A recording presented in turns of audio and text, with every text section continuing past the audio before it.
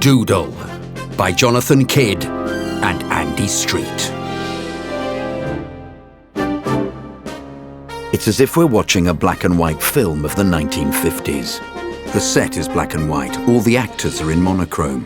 The accents are of the period, as is a great deal of the music, though some is very contemporary. It's a deliberate mixture. There is relevant black and white film footage of the period being shown on a white screen behind the action all through the piece, and occasionally treated film of the cast as if they're in a 1950s film. We see members of the cast in big close-up as we would in a film on the screen. There are subtly placed cameras on stage that show the scene above in black and white. We see newsreel footage of the era projected on the screen, and we hear a voiceover. It is the year 1940. These are the darkest hours in British history. Britain is losing the war with Nazi Germany. Men are flown in as if they're planes with wings around their waists. The British are teacups. The cast perform a vocal tour de force, an interpretation of a Messerschmitt taking off.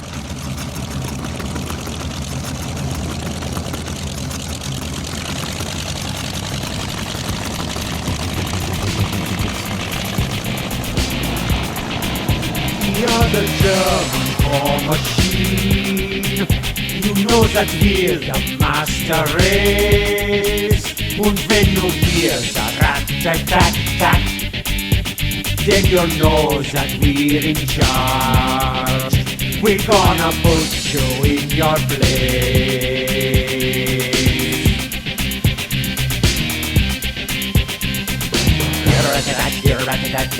You're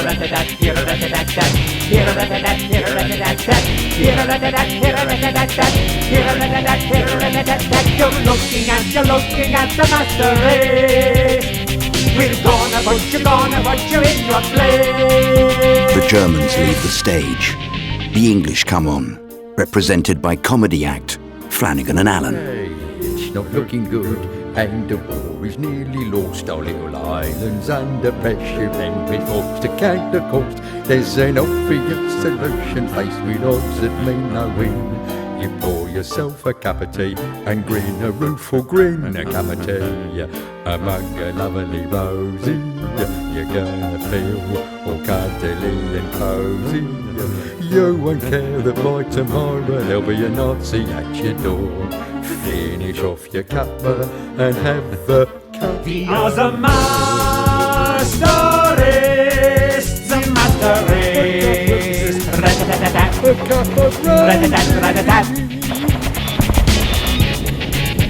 We are the German war machine.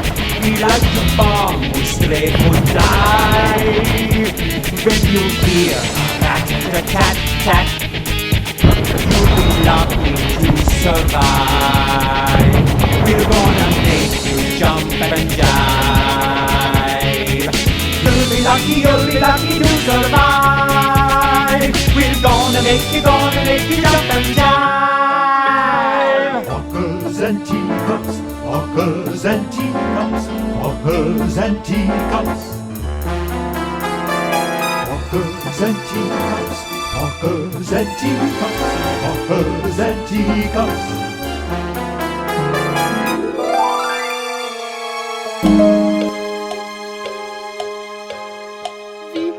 The British Bulldogs knackers dangling by on street. Now we've got to save a Caesar scrumptious cup of tea. Belter shout, belter shout, belter shout, belter world domination, world domination.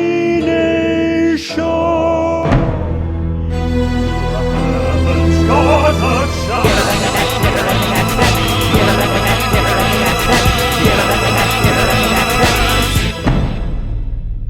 The Germans scatter the cups of tea. Scene 2. We're in a room that looks suspiciously like a men's toilet with urinals and cubicles, because it is.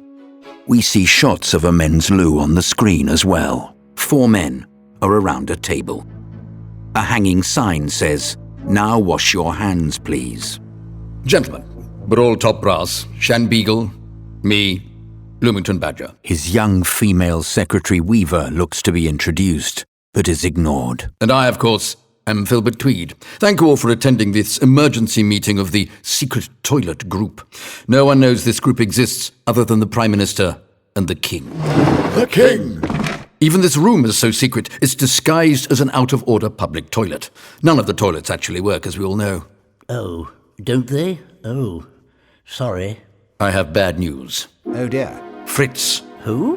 the Germans, has decided to up his game. How dare he? A boffin called Cumberbatch in the cipher room at Bletchley has decrypted a radio message. Fritz is building something bloody mysterious. Here's a translation. The secret device we are making will obliterate the British people's morale. Ha ha ha ha ha ha ha ha. We will. And there the message ends. The bloody bounders, the appalling, unbearable cads, we will. We must bring in someone to help us solve this mystery, whatever it is. It might mean we win the war.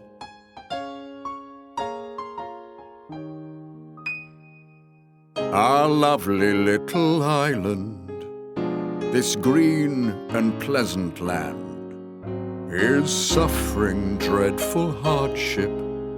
Things aren't going as were planned.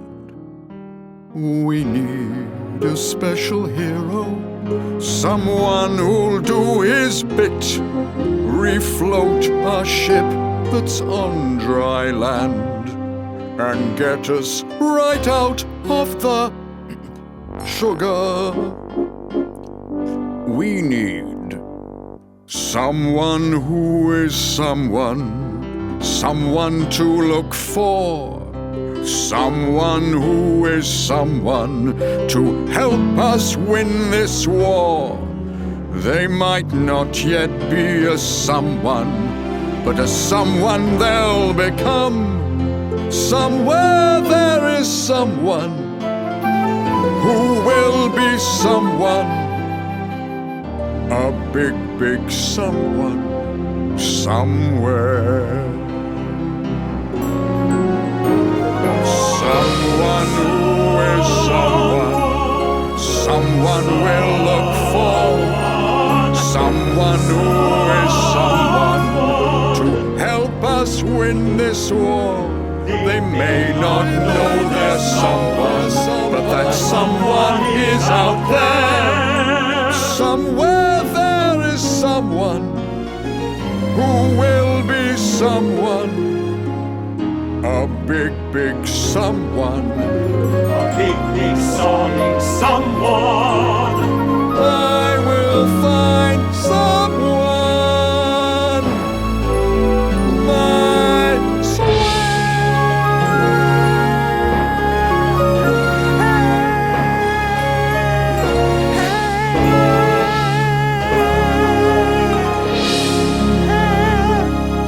But who? Name me someone who is good enough to solve this bloody mystery and help us win the war. Well, actually, here's the problem.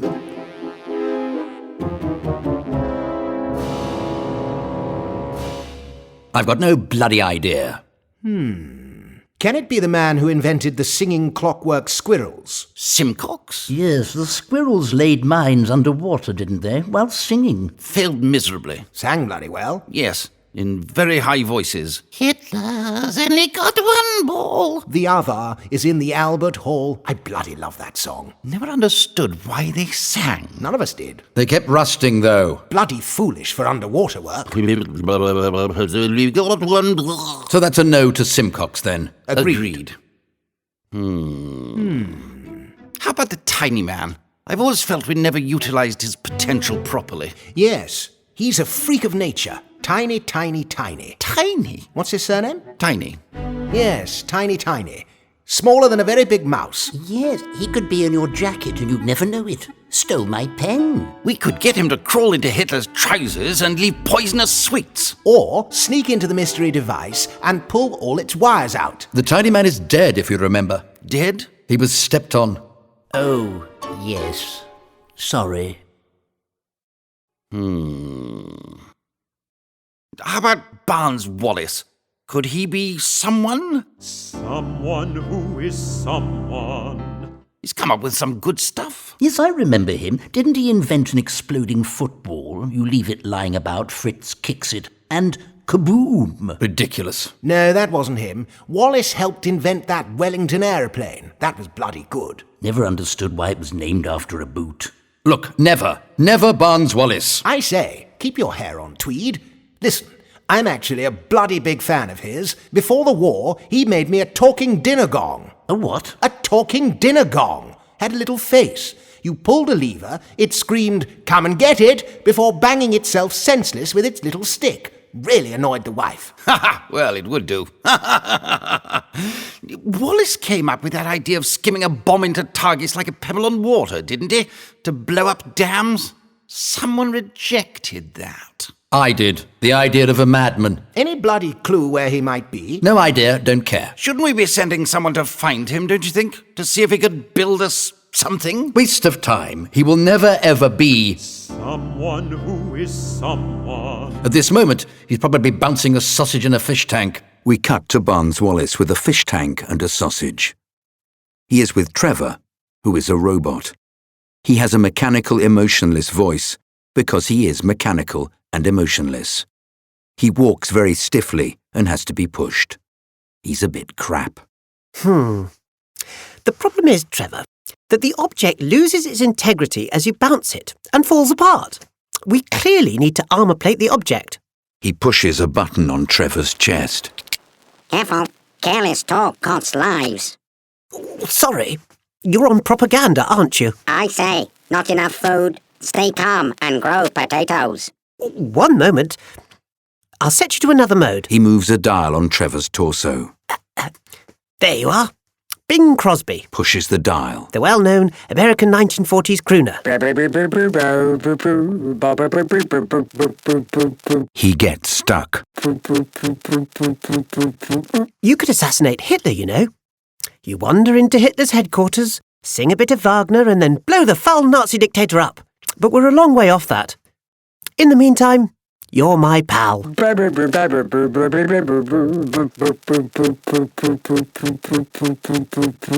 Wallace hits him. He stops.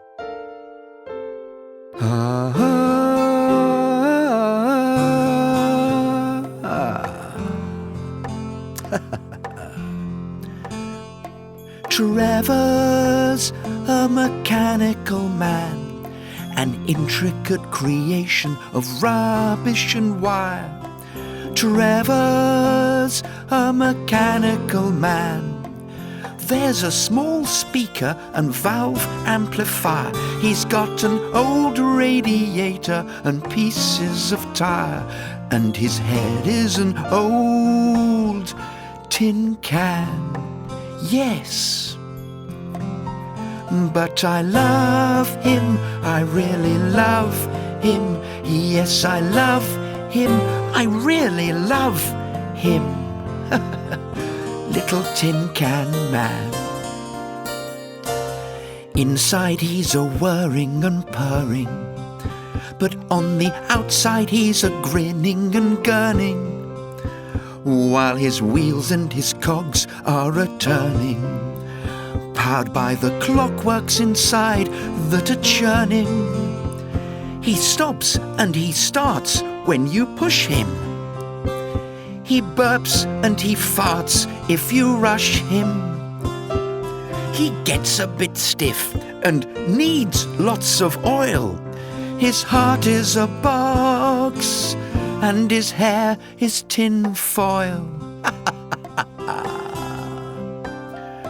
Trevor's a mechanical man, an intricate creation of rubbish and wire. Trevor's a mechanical man. It's a cute combination of steel and cool fire. There's an old radiator and pieces of tire, and his head is an old tin can. And I love him, I really love him. Yes, I love him, I really love him. My little tin can man. He stirs my emotions like no human can, even though he's a mechanical man. Barnes Wallis hugs him. It changes his speech mode. I say, can you direct me to Weybridge Station? I appear to have lost my map. Ha ha ha. Sorry. Tourism. Moves dial. Mwah. Barnes Wallis pecks him on the cheek.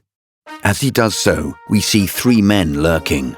It is Wilhelm and Gunther and Max. They are German spies. Yuck! He is kissing the automated shop dummy thing. He is well weird. Let us convince him we are cheerful cockneys to lull him into a false sense of security. Then we snatch him. Yeah. Excuse me, Governor Matey, what cha? Hello, me china plates. How's it going? Any old irons? Any old irons? Oh, hello. I know it's not an appropriate thing to say in these difficult times, but you sound German. Nein. Never. We are cockneys. Ja, Wankers. Vankers? Ja. And if you suggest that we were born in Stuttgart or perhaps Bonn, you are wrong.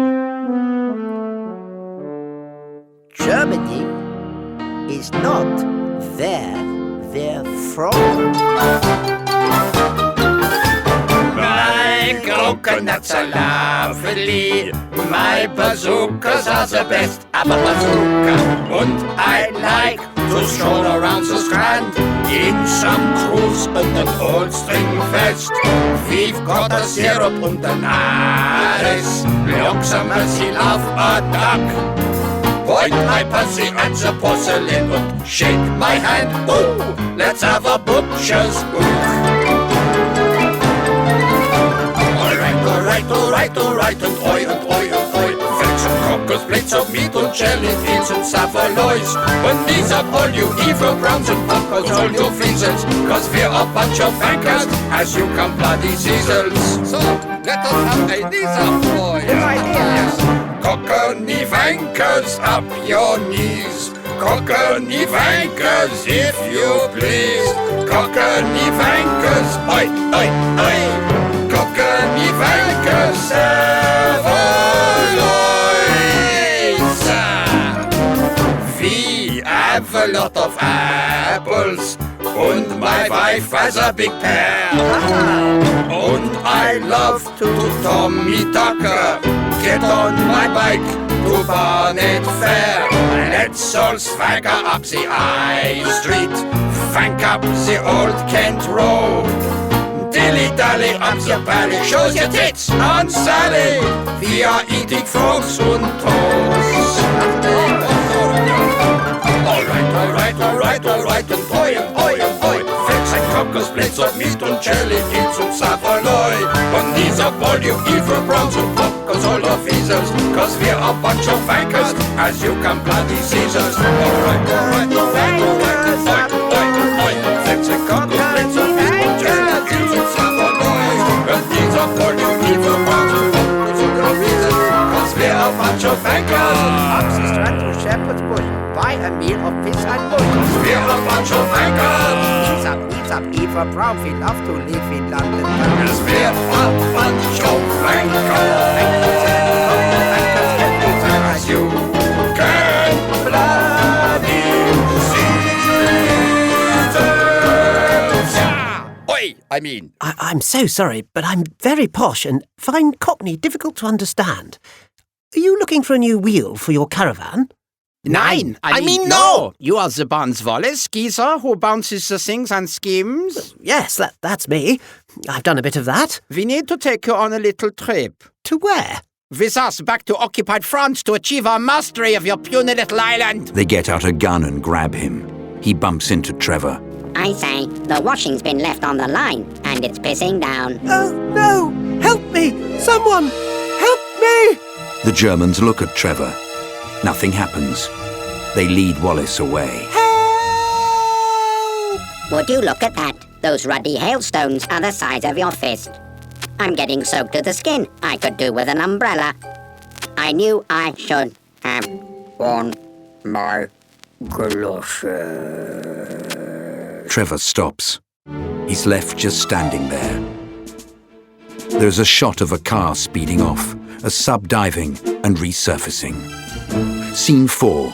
We cut to a bunker in France. Wallace is being interrogated.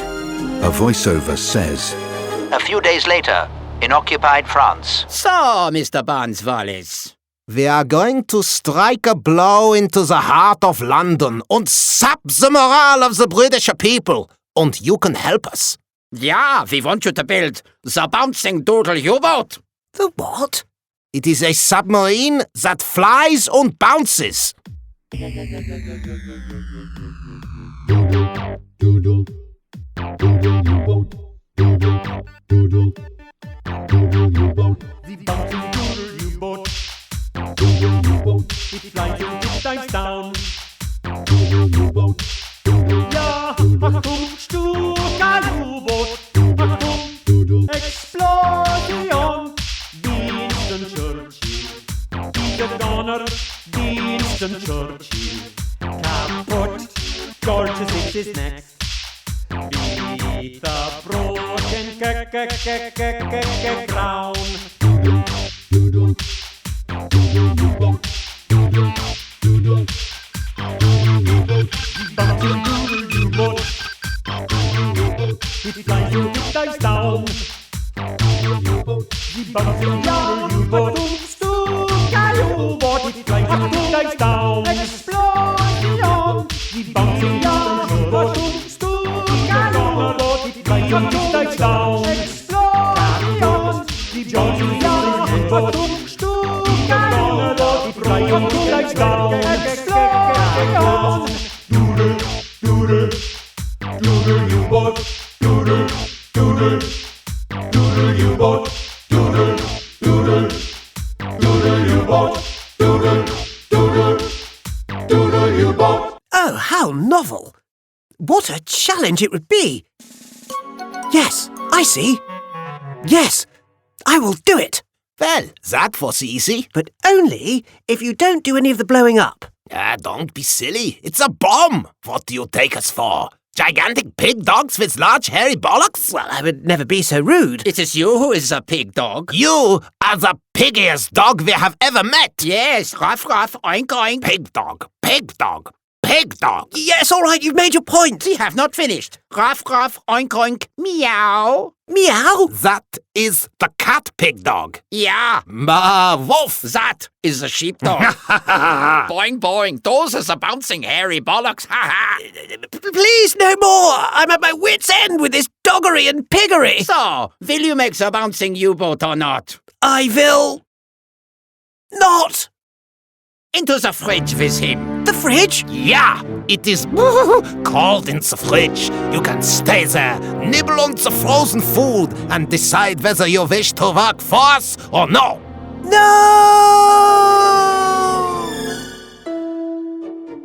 Scene 5. The secret toilet group. In a shed. Gentlemen, thank you for attending another urgent meeting of the secret toilet group. Shan Beagle. Here. Bloomington Badger. Yeah? Me. Well, we know you're here. No, not me. Me. Here. Why are we no longer in the toilet? Prevents German spies from getting a fix on where we are. This is a safe house, of course. We're in a garden shed. It's a safe garden shed then. Smells of manure. Bloody authentic. Bravo. I think it really is a garden shed. Are we now the secret garden shed group? I hope so. Order, please. Cumberbatch at Bletchley has come up with another message. Success. We have snatched Barnes Wallace from under the noses of the British and taken him to the secret factory in Haut-les-Mains, and he will start on the secret war-winning project immediately. Heil Hitler. Well, that's a relief. At least there's no we will. Sounds bloody ominous. Where is that? Haut-les-Mains is their top laboratory in France, sir. They're obviously going to build something. Thank you, Weaver. Just take the notes, would you? But we don't know what this bloody device does. Well, it's obviously something that Barnes Wallace is an expert at, or why bother to kidnap him? Perhaps something that bounces and explodes. Or a plane. Weaver, shush. Go and make some tea. We should ignore this. It's a joke. An attempt to create a distraction while they get up to something else like invading Scotland. No one would snatch an idiot like Wallace. Yes. What, as Tweeder says, if the whole thing is just a wild goose chase? What if it's bloody not? What if this is bloody potentially something that bloody loses us the bloody war? Or could bloody tip the bloody scales for us to bloody win it? Then we choose a group of fit, young, strapping, barrel-chested, tattooed commandos in tight shorts who can go in there and do whatever it is they're supposed to do, and then kill him. Rescue. Rescue. Him. Him. And then kill him. Just rescue. Just rescue. Him. Him. Well, actually, I think he's a bloody good egg. And what we need in this war, as well as some semblance of luck and an avoidance of shoddy organisation, neither of which we'd had in abundance, is bloody good egginess. Here, here. If he can provide that, and a bloody spiffing invention or two, he could be the someone we're looking for. We need to get him back. That bouncing bomb dam idea of his might just work. It will never work, ever. He is not and never will be someone. Someone who is someone. The man is a banana skin waiting to be slipped upon, doggy-doo clinging to the side of your best brogues, a piece of mouldy cheese at the back of the fridge that's been there for weeks and is stinking the place out. He is not someone. The Germans, if they've actually got him, are welcome to him. I don't agree at all. Me bloody neither. I agree. With me? Yes, with you and me. Looks to me as if you're outvoted, Tweed. Me? Yes. Yes. So, we bloody go ahead with the commando mission. Even if we only give the crowds a bloody nose and everybody bloody dies, it will have been bloody worth it if we bloody get him bloody back. Bloody. Or even if we don't. Here, here. Very well, I have to give in to the voting process. But let it be noted that I believe this is an utter waste of time. Noted. Now, someone has to choose the team and talk to the Prime Minister. And the King. The King! I vote Tweed does it. He's been bloody miserable and completely got on my tits. And mine. All over mine in lumps. Agreed. Tweed does it. Bloody hell. So what shall we call this mission?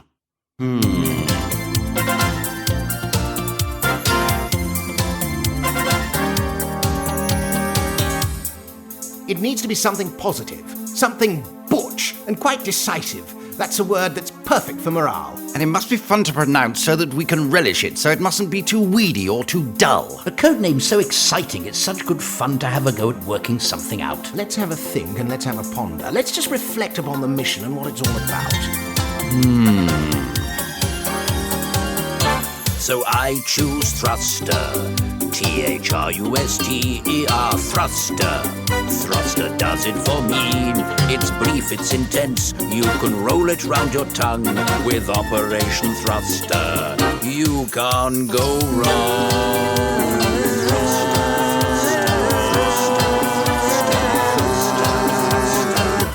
No. Now, wait. I have an idea. Yes, absolutely, I know exactly what to do. We name it after an animal, always impressive, always significant, that's a code name through and through. Bloody good idea. A dog is an animal that really does the trick. In fact, I can think of one immediately that reflects the mission we're involved in, and here it is.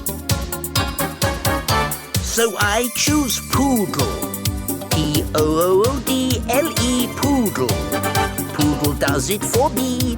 It's a dog with a bone. It's a dog with grit and poise. Let's call the whole thing Poodle. He'll give balls to all our boys.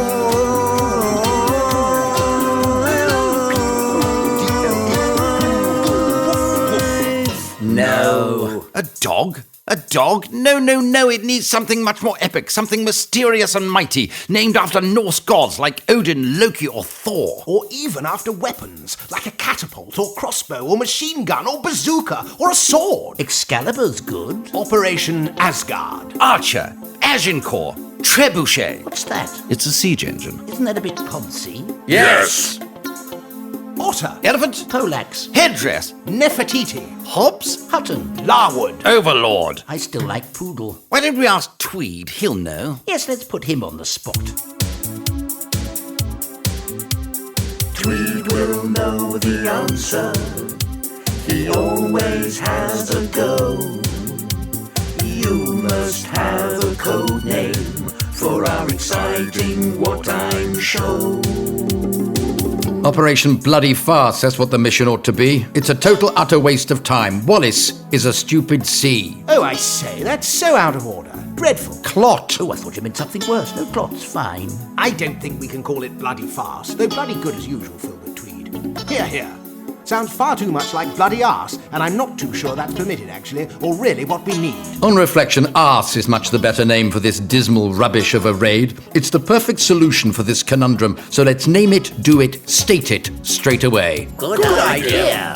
Even better, arsehole. Yes, let's call it arsehole. Yes, arsehole. Let's call it arsehole. A-R-S-E-O-L-E, arsehole. Arsehole does it for me. It's aggressive and rude. It'll get us in the mood to kick those bloody fritzes right up the arsehole. A-R-S-E-O-L-E, arsehole. It makes perfect sense, you see. It's anal and gross. Yes, it's very often brown. Now with Operation Arsehole. S-E-O-L-E. With Operation Arsehole. S-E-O-L-E. With Operation Arsehole, we can really go to town.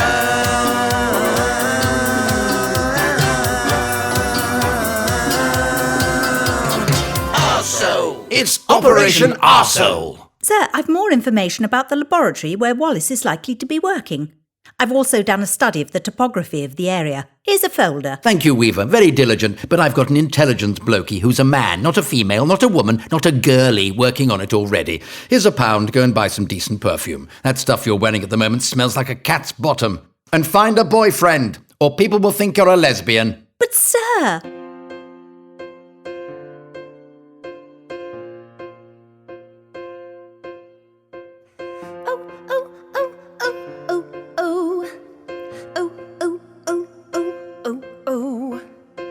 When you're with a stegosaurus, you must play your status low to get the opportunity to drag him into the undertow.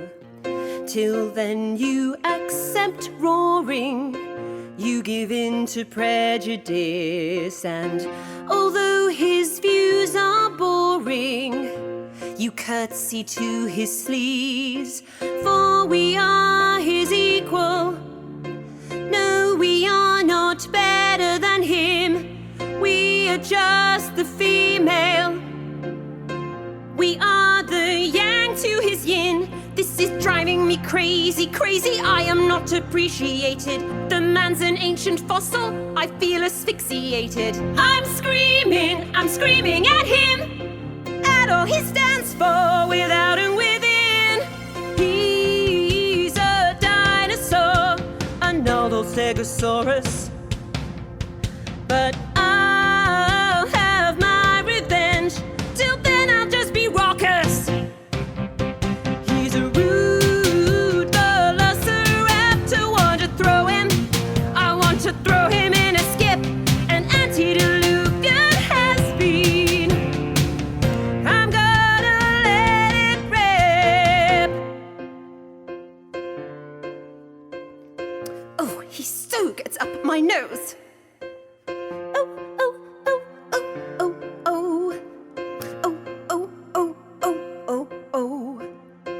I am a thinking woman.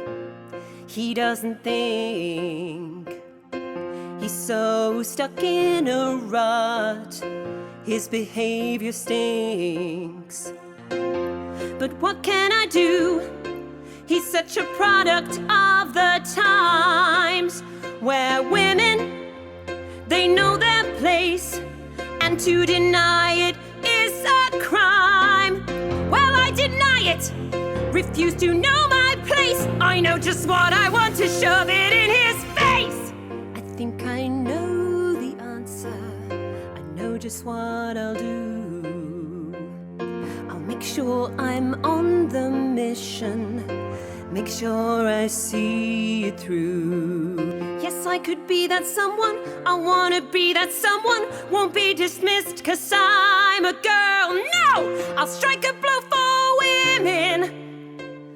For every woman in the world, what shall I do?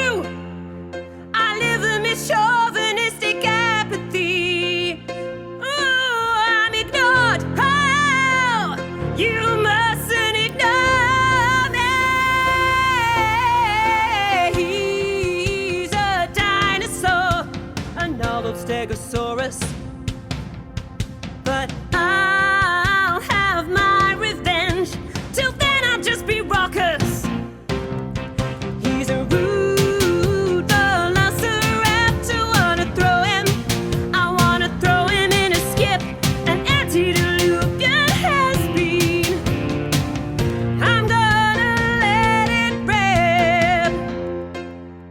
had it up to here.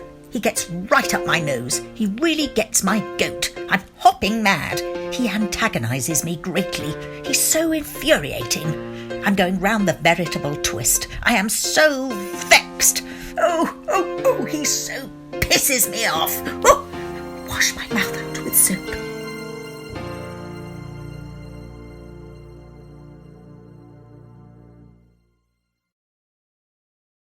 Scene 6. We're in the bunker. A bedraggled Wallace is held up by 2 guards and harangued by Wilhelm and Gunther. Wallace is barely conscious. So, Mr. Wallace, did you enjoy your time in the fridge? Have you changed your mind? Will you work for us on a wonderful idea? If you say no, you will be put back in the freezing fridge with the frozen fish fingers. And we will bark at you again. Do what you want, you fiends.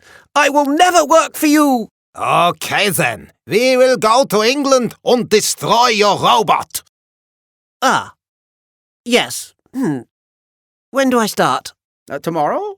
All right then. Result! Honkerfumpf! Scene 7. We are in the Prime Minister Winston Churchill's office. So, Tweed, do you have another scheme for ending the war? Can't have too many of those. So the invisibility suit was rubbish.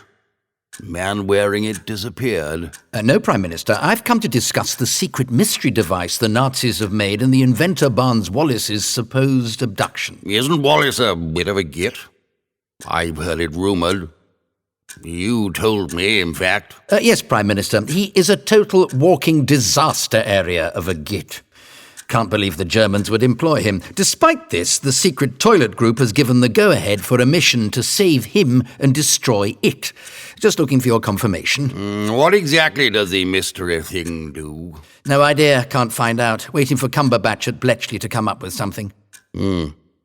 Sounds disastrous. Do the mission at once, though, just in case. What's it called? Codename Arsehole. Perfect. Don't send the best chaps, though. Send a 5th 11. Get characters none of us normally touch with a barge pole. Actors, musicians, car mechanics, anyone like that. The weirder, the better. People outside the envelope. The grit in the Vaseline. The fly in the soup. The elephant in the drawing room. The poo on the pavement, the snot in the hanky, the stain on the mattress. Don't want to lose our best men looking for something we don't know anything about that may not be any good anyway, being built by a nincompoop. Exactly what I was thinking, sir. You must ask the king if he approves of it. And your choices for the team, of course. Really? Do I have to? He takes an eternity to make his mind up because of his stutter. Shh! For God's sake, man. Never say that word. Never. It's a treasonable offence. Oh, his, speech impediment? Even worse. His, He calls it his Nigel. Ah, yes. Nigel. Don't mention it, though, Tweed. Never mention Nigel. You'll find yourself in the Tower of London, sewing mailbags. Scene 8. We see lots of stills on the screen telling the story. A voiceover accompanies the pictures. So Filbert Tweed chose his team. It wasn't a B team, nor even a Z team. It was a team outside the alphabet. The group was to be led by the actor Errol Flynn, who Filbert Tweed had met at a party a few days before and got his autograph, whose swashbuckling optimism and brilliant skill with the sword would be a huge surprise. Flynn appears flamboyantly. Filbert Tweed had seen another actor at the party as well, David Niven, who would be the perfect annoying bomb expert with an acute disregard for authority. Niven appears. But Filbert Tweed needed more. Those up for the remaining few places had to go through a simple selection process. He thought it would put great pressure on them if it took the format of a talent show and would weed out the wheat from the chaff. And Tweed was after chaff. No one would be expecting that. Scene 9. Choose a cheeky commando. Choose cheeky commando. Hello there! Welcome to Choose a Cheeky Commando. We are going on a secret mission and we need to select the team. And here's our first contestant. It's Sergeant Bill Catamole of the Guards. He's been on several tours of duty, but recently did some excellent work behind enemy lines. His hobbies are drinking good beer and collecting stamps of the world. He has a wife called Brenda. What are you going to do for us, Catamole? What do you mean, sir? Use your initiative, lad. Well, I suppose I could mime knifing someone. Go on, then. Catamole does so. He's a bit rubbish at it. Bloody hell, Catamole, that's a bit useless. Sorry, sir, I've been a bit rubbish at mime. And I wasn't expecting this. Can I have another go? Well, that's somewhat feeble, isn't it, lad? You don't say to the Germans, "Oh, sorry, I wasn't expecting that. Can I have another go?" Do you? No, I suppose not, sir. No, thank you. Who's next? It's the Cockney soldier with the craggy features and the cheeky smile who's always up when the chips are down, coming in with a comedy trip or a funny remark. Yes, from London, it's Lance Corporal Sam Kydd. Lance Corporal Kydd, sir. Kydd, you're clearly a salt-of-the-earth character. Have you anything to say for yourself? Could I play you God Save the King on a comb and paper, sir? But of course, Kydd. Stand to attention, everybody. Everyone stands to attention.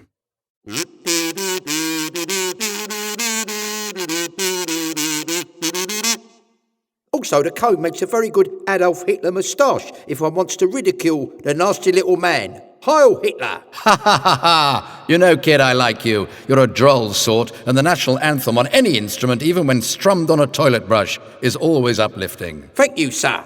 You're in. Who's next? Next, it's a late entry. She's a woman. And no, she's not making toad in the hole for anyone. Weaver enters. What on earth are you doing, Weaver? I wanted to come on the raid with you, sir. I've won prizes for sharpshooting, and I'm a jiu-jitsu black belt. I'm a gold medal winning swimmer and a member of the Box Hill Parachute Club. I've climbed Snowdon. Weaver, for goodness sake, sit down. You're a girl. Who's next? It's the soldier whose parachute gets caught in a tree and he breaks his neck on impact. It means one of the more important members of the group survives. Well, we need one of them. What's your name, lad? Deadman, sir. Private Deadman. Deadman is wearing a red Star Trek-style security shirt. Perfect. Hired. Next, it's someone who's shot 27 Nazis in a recent raid on a weapons factory in Germany. No, that's not what we're after. Next. Someone appears and is pushed off. Next, it's a young lady who'll be taking her clothes off. It's Svetlana Dorito. I'm tempted. God, am I tempted. But no. She doesn't get to come on. Who got her to come here? I did. Yes, I can see the reasons for your decision, Doggy, but fear that her disrobing skills may be too rubbish even for me. But can she come round to my club later in order to be, debriefed? Possibly too much of a window into your boudoir behaviour, but yes, go ahead. Good-o. Next, it's a late entry. It's gymnast extraordinaire. Someone does flick-flacks across the stage. Weaver appears in a leotard. Weaver, you are not coming on this mission. Go away. And here's someone famous those of a literary persuasion will know and love. It's the great Victorian detective Sherlock Holmes and his lovely assistant, Watson. Hang on a mo. Sherlock Holmes is a fictitious character created by Sir Arthur Conan Doyle. I mean, I know I'm after an oddball outfit, but isn't an imaginary character too much even for me? Not at all, General. This is actually Gary Prince, a Sherlock Holmes events organizer from Peterborough. His partner in this instance, playing Watson, is Brian Queen, a puppeteer from Cockfosters. So, you, sir, I can deduce you are a man of the sea. You have recently been to the toilet and you love animals.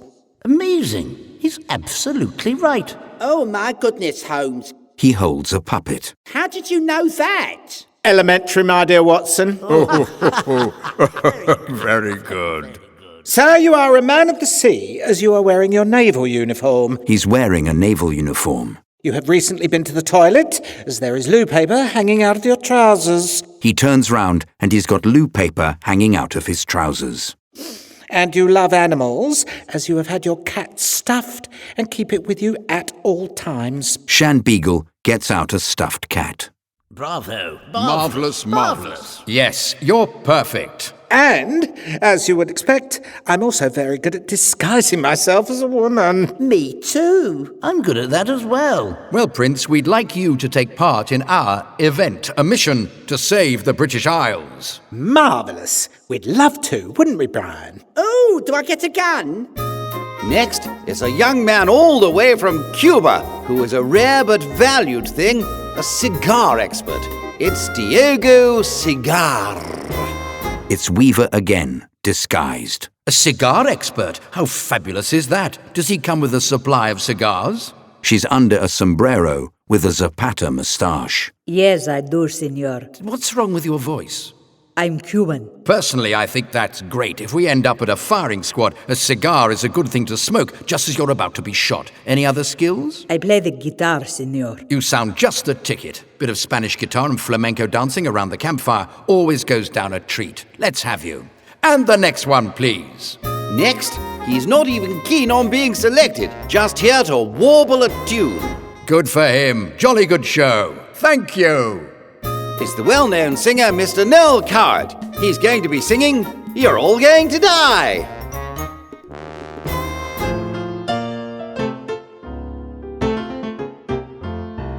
This raid that you're proposing is just poo. It's a suicide mission, a ludicrous example of a brand of useless daring do.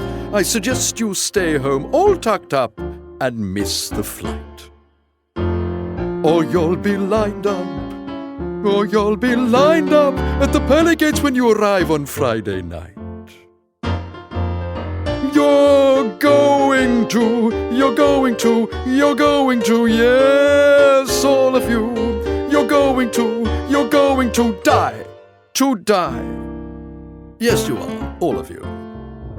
There's no way you'll be back alive. Stay home. There's no way you'll be back alive. Stay home. There's not a snowball's chance in hell. The odds are stacked against you. It's 44,000 to 1. Find an excuse like I know. You've decided not to die. And let that upper lip go loose and run away. Why not? And hide your bum. Who cares about, says a prayer about honor and glory when you're a decomposing corpse left in a ditch? There'll be little bits of you all over the highway. Yes, life really is a bastard. It's a bitch. Join in, everybody. You're going to, yes, you're going to, yes. All of you, yes, you're going to die. To die. Don't go. You haven't got a rat's chance. Scene 10. We hear the voiceover. So the team for the mission were Flynn, Niven. They all come on and twirl and go off. Deadman, Kydd, Cigar, and Prince and Queen. But it was clear someone in the jigsaw was missing. There was no one American. For this, Filbert Tweed chose a Yank called Gibson Bronson he'd met in a club in Soho who was working as a male model. Bronson comes on and poses in loincloth. A German taxi driver had run over his dog before the war when he was on holiday in Frankfurt, and he wanted revenge. It was a left-field series of choices, possibly bonkers, possibly a fart in the dark, but a brave fart, a fart that might just stink the place out, but would more likely just hang around for a bit before dispersing into the wind. Filbert Tweed sings.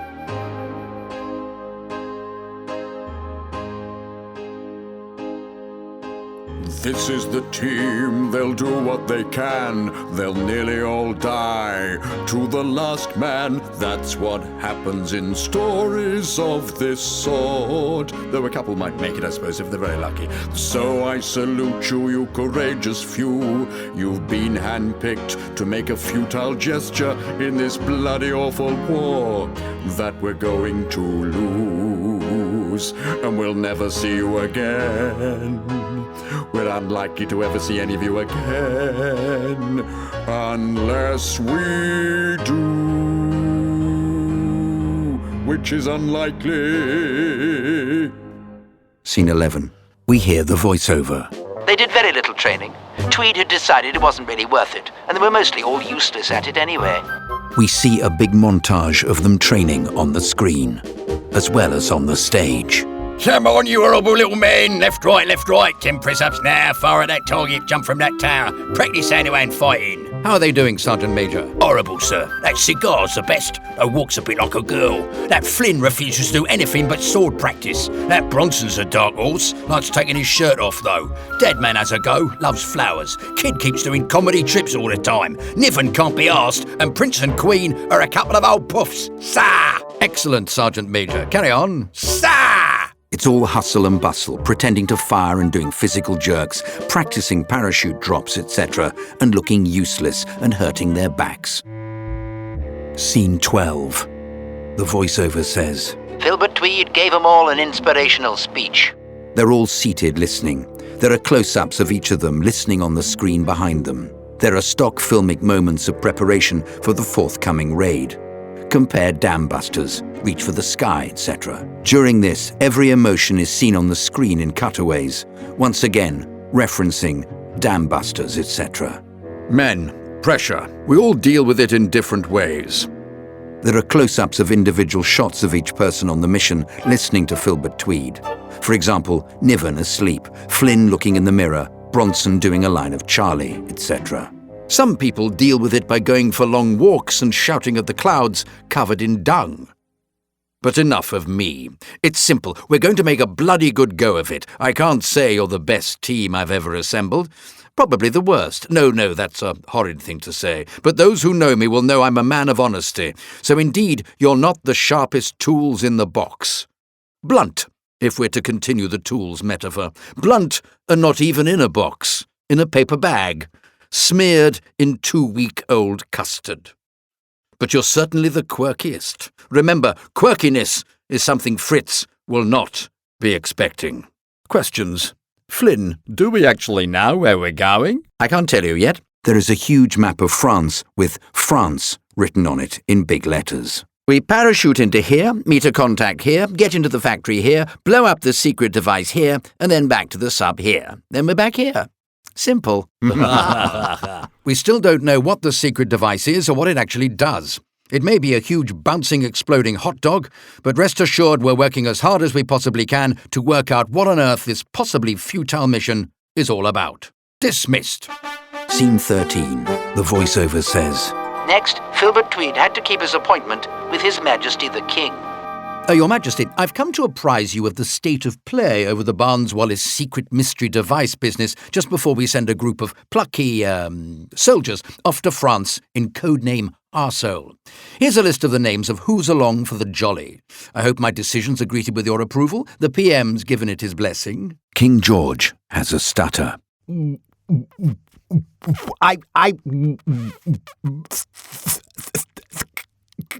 Your Majesty, to save a bit of time, I'll shout out a few things and you give us a thumbs up if you approve. OK? The King gives a thumbs up. Happy with the raid? The King gives a thumbs up. Happy with the composition of the group? The King gives a thumbs down. Ah, which one is the problem?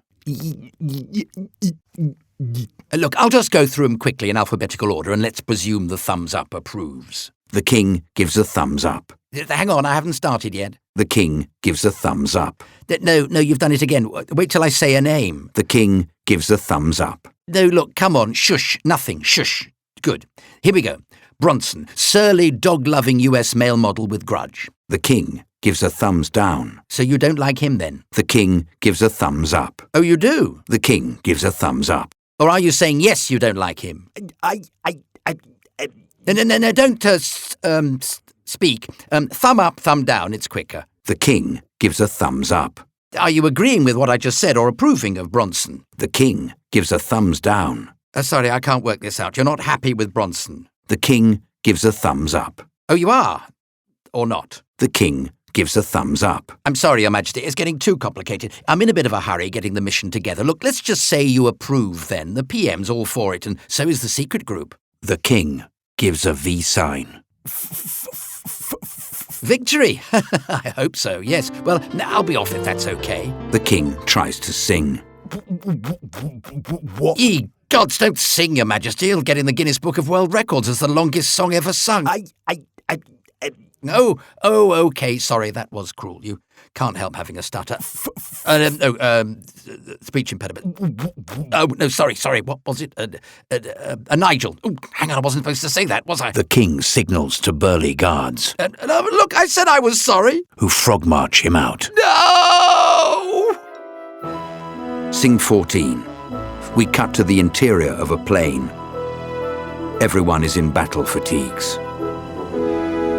So, men, you may have noticed I'm here, and Flynn is not. His Majesty the King came to speak to me in the Tower of London, where he'd, Locked you up? asked me to stay for a few days, and said, well, he wrote it down, that he would like me on the mission, or I would be facing a, Firing squad. difficult career move. So I've asked Flynn to step down. Can I play the Coleman paper, sir, in the background while you're addressing us? Of course, Kydd. Well done. Thank you, sir. As you can see, Holmes and Watson, a.k.a. Prince and Queen, have decided to dress as French peasant women. Oui, aimez-vous mes betteraves? That's Do You Like My Beetroot? He is well good. Niven here is our bomb expert. Yes, listen up. I have the power of life and death in my rucksack. I can rid families of their daddies with the strike of a match. I can bring down mountains on innocent people's heads and swallow men up into the depths where they die of crushed bones and wretched suffocation. I am a bomber. I am a killer. This is who you are dealing with. Oh, very good. Oh, thanks. It's from a film I was in. Cigar. Si, senor. Can you pass around a few cigars? It'll relax everyone a tad. I haven't brought any, senor. What? But that's why you're here. I have an admission to make. You didn't bring your guitar either? No, senor. My admission is that I am not Diego Cigar. I am your secretary, Weaver. She takes off the sombrero. Ye gods! I have brought 3 Bren machine guns, a US Browning 50, and each of us has a Sauer 38H, which is a high-class German pistol. And here are pictures of Barnes Bollis so you can recognise him if you find him. She passes them around. Weaver, parachute off this minute. Where are we, pilot? Over occupied France, sir. Go on then, out you go. We can't have a girl on this mission. You'll be sending her to a certain death. Are you happy with that? Yes, off you go. I'm not going. Very well, I'm going to have to shoot you. Everyone gets their gun out and aims at him. I have reconsidered. You can stay, but on one condition. Go on. You carry on being Diego. I liked him.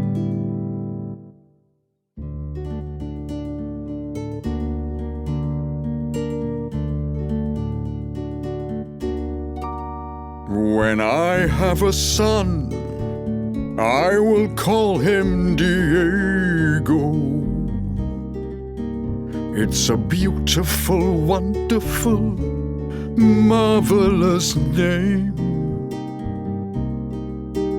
It reminds me of tattoos and chewing gum, of me running naked in the bull ring in Birmingham, or wrestling a frogman somewhere near Nottingham. Diego. When I have a son, I will call him Diego. He will be destined for beastliness and touched by the hand of God. His name rolls off the tongue like a 5-pound note. It jumps up and down like a gambling goat. If I bought it a hat, it would wear a black cloak. Diego, Diego, Diego, Diego. I find myself weeping in silence whilst whispering words that are winsome and wonderful, that you ultimately don't want to hear. Like I love you, je t'aime, ti amo, ti voglio. It's time for a jolly strong cerveza. Diego, Diego, I have a wife in Cordoba, and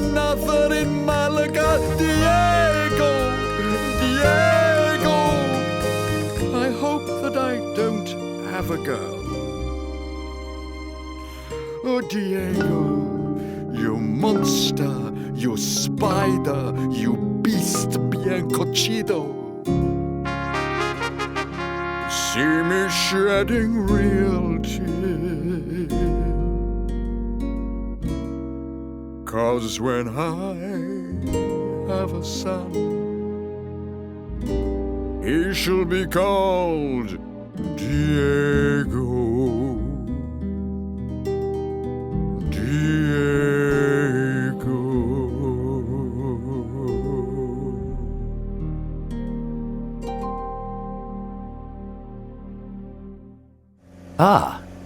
Dead man.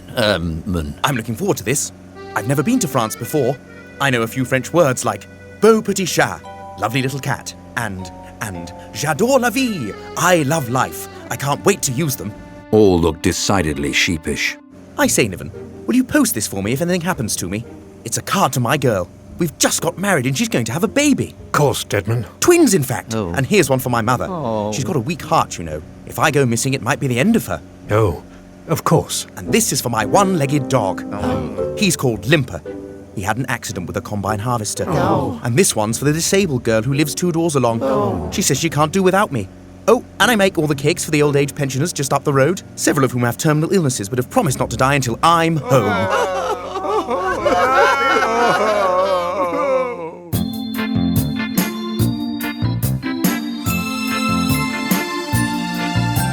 Life is good and life is fine. I'm so happy to be alive.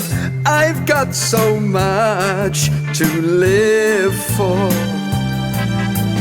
I have got so much to give, and I'm really gonna live, live, live. Live, live, live, liberty, live, live, live.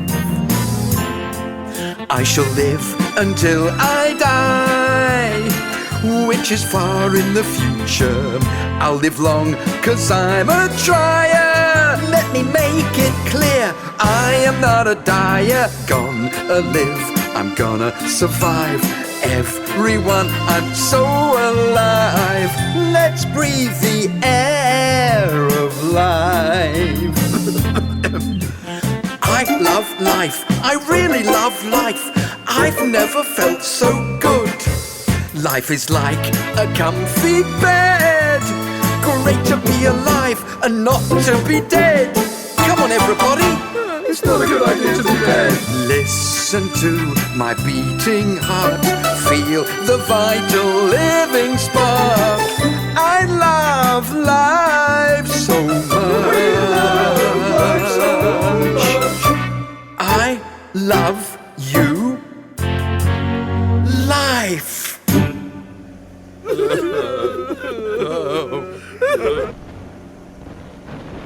Looks like we've been spotted. This could be interesting. Don't worry, that's the worst of it. They're nowhere near us. Oh, bloody hell. Blimey, that's scary. I want to get off. Let me off, now! Get a grip, Queen. We'll all be throwing ourselves off in a minute. Right, we're jumping in 2. Synchronise watches. It's 1800 hours. Now. Hang on. My hands are cold. Can we do that again? I can't turn the little knob. Oh, all right. 1800 hours. Now. Hang on. Not ready yet. Come on. I've left my watch behind. I gave it to my girlfriend for safekeeping. It's probably for the best.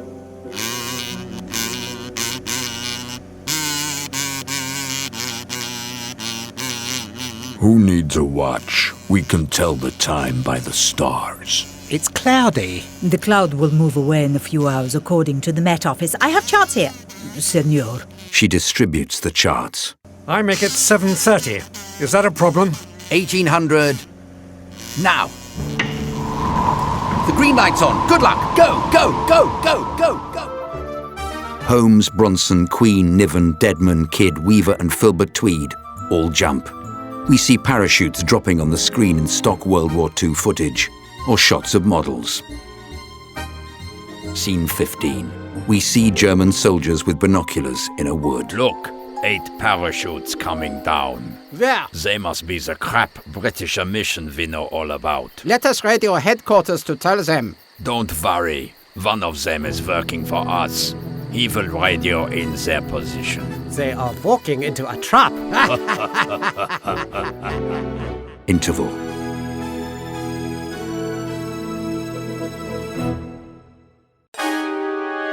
Scene 16. Barnes Wallis is working away on a piece of a mechanism while bouncing a ball. They are in a workshop. Hello. How is it going, Barnes? Good, thanks. I could do with a few creature comforts, of course. It's quite lonely work. Ah, yes. You scientists need some, how do you say, cosseting. What is your poison, as you English say?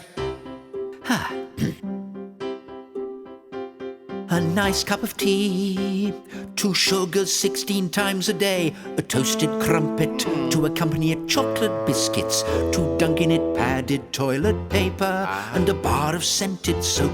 The Times delivered daily, and horse and hounds I hope. Not sure about that one. A paperback by H.G. Wells, The Time Machine, I think. I like him. And can you get my favorite mug? I think I left it in the sink. These are my creature comforts. All these little items are my creature comforts that make me feel afloat. My creature comforts will stop me being frightened and surely help me to build the Doodle boat. Let's think about food. I'm very keen on sausages. Ketchup covered, lots of mustard. Can you do that? Can you be bothered? Good grub's so important. I love apple crumble for sweet. It makes me really focused. Keeps me on my feet. Okay. And how's about a cheese roll and tangy pickle to munch? I'm better at inventing when I've had a really tasty lunch. These are my creature comforts. All these little items are my creature comforts that make me feel afloat. My creature comforts will stop me being frightened, will surely help me build the Doodle boat. So we have a long list. There's even more. Oh. A new mattress, new pajamas, less itchy underwear. How about a heater? Brrr! This cold is hard to bear. Oh, and one last thing, my mind should be kept warm. If only you could do this, then I'd be on tip-top form. Can you get my robot, my automated man? Having Trevor with me here will help to implement your plan. These are my creature comforts. All these little items are my creature comforts that make me feel afloat. My creature comforts will stop me being frightened, will surely help me, will surely help me, will surely help me build the Doodle.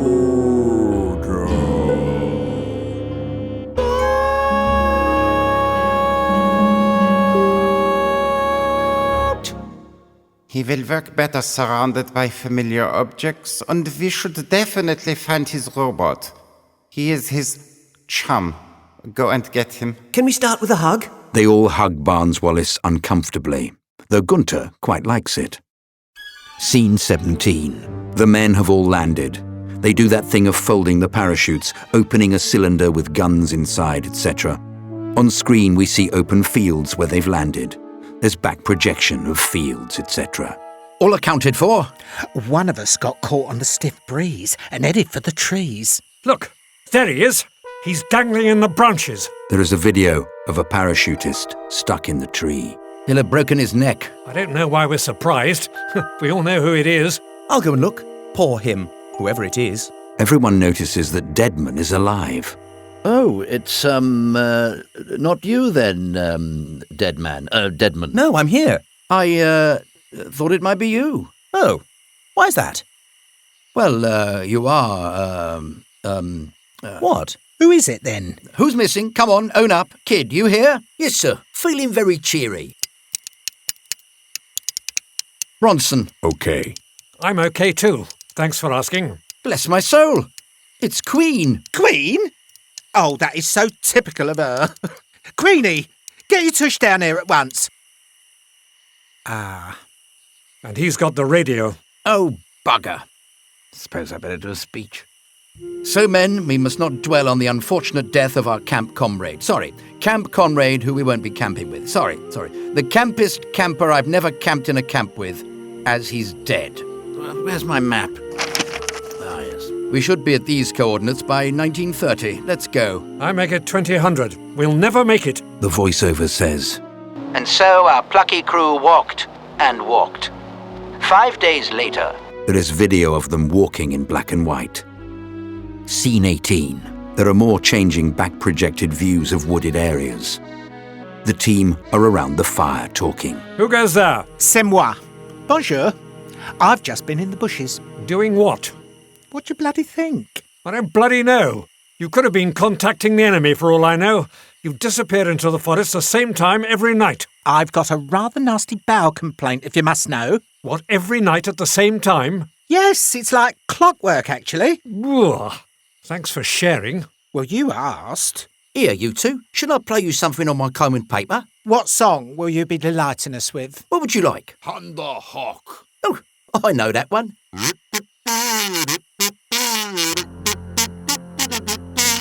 The Germans appear and Bronson slips off in the confusion. Oh, bloody hell, it's Fritz. We take our eye off the ball for a second and we're flat on our faces on the halfway line, chipping into a bunker. Put your hands up, Tommies. You are surrounded. And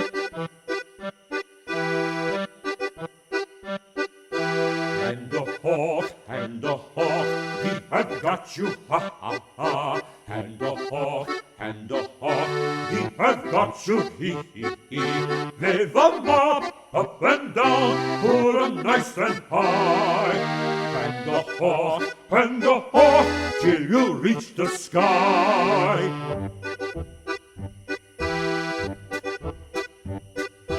And the hawk, we have got you, ha ha ha. And the hawk, we have got you, he he he. Wave 'em up and down, put 'em nice and high. And the hawk, till you reach the sky.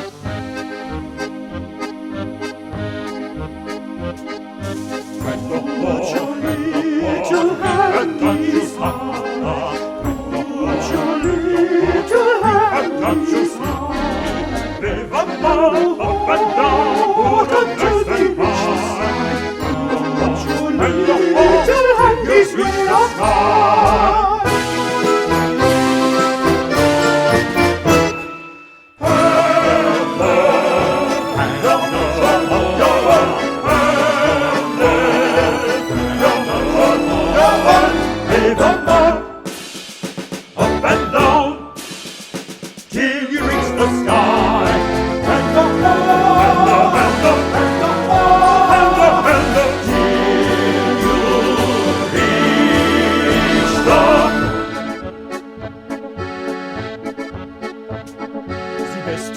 Of the war, and the war, the best 2 words of the war, and the war, the best 2 words of the war, and the war, the best 2 words of the war, and the war. Best 2 words, huh?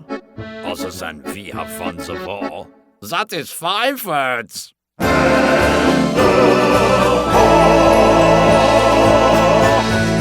Schnell, mit der Hand und whoops. How did you find us so easily? Isn't it obvious, General Tweed? How did you know my name? Someone in your team is a traitor.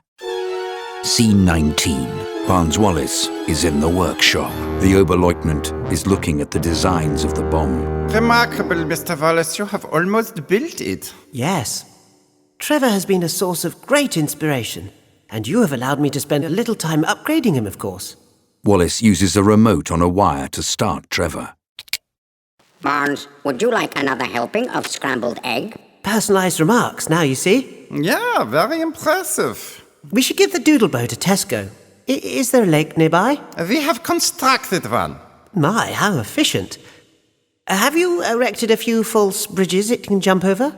Of course. Marvellous. Let's give it a spin as soon as possible. Oh, Trevor, these are good times.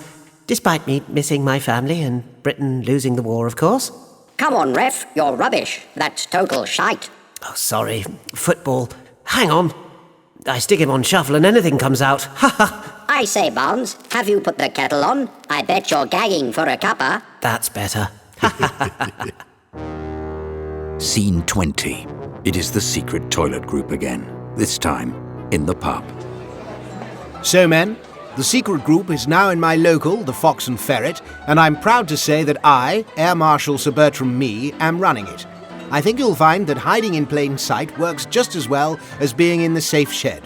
No one will notice us here. Brilliant. Hello, Bertie. What are you up to? Having a secret meeting? Can I get you a port and lemon? Oh, hello, Mavis. Yes, that would be nice. Thanks. So, Cumberbatch has sent us another message. The mystery device construction goes well. The British Commando Force have landed, but they will be captured soon. Our spy will lead them into a trap. We will... And there once again the message ends. There's a spy? Who is it? Well, that's the bloody problem. They're not going to announce themselves, are they? When was the last time you heard a spy say, "I am the spy"? Never. No, never. What do you propose we do? Send Smiley after them to kill the spy. Smiley the assassin? Ooh, he's very bad. Kills in his sleep. Kills in the nude, I've heard. Weird. His name is Smiley. He kills for fun. He will snuff you like a candle. You're a dead man. Once his mission has begun. And he'll be laughing as he does it, 'cause he's a cold-hearted killing machine who really loves his job, can't get enough of his job. Would kill to keep his job. Smiley comes on to sing the rest of the number.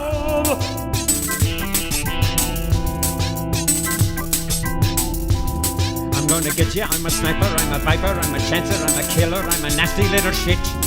I'm a knifer, I'm a shooter, I'm a smasher, I'm a grabber, and you'll know it, Doodle, show it when you hit. You'll be poisoned, you'll be strangled, you'll be pummeled, you'll be daggered, and it won't hurt, no, not a bit. You'll be bludgeoned, you'll be blasted, and you'll soon be truly shafted. It's the death that you won't notice, 'cause it's swift. Smiley, my name is Smiley, the most efficient hitman in the world. Smiley, my name is Smiley, and bang, I've hurled you to the underworld.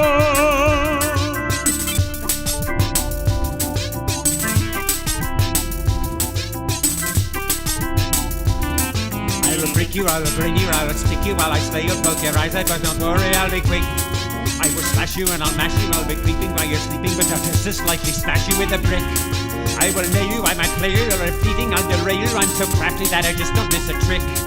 I'm a genius, I'm a smartest, I'm a demon, I'm a monster, I can change your life with just a little flick. Smiley, my name is Smiley. You'll be yawning and you've just got out of bed. Smiley, my name is Smiley. In an anno in your PJs you'll be dead.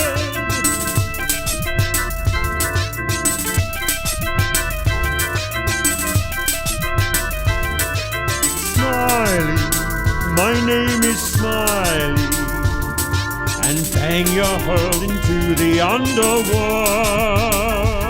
Smiley, my name is Smiley, the most efficient hitman, the most efficient hitman man, the most efficient man in the world.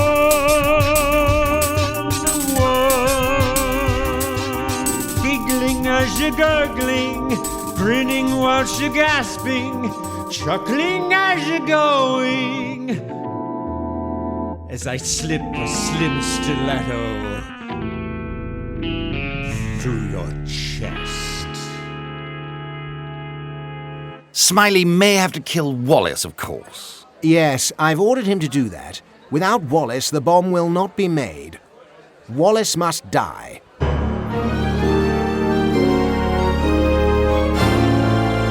Scene 21. The team are in a room together, captured.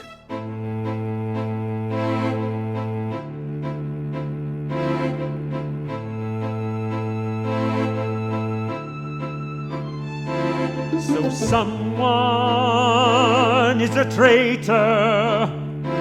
Where's Bronson? He's not here. It must be him. He may be dead. It may be you. It may be you. It may be you. It may be you and you. Or you and you. Or you and you and you and you and you and you and you and you and you. It might be me. But it's not.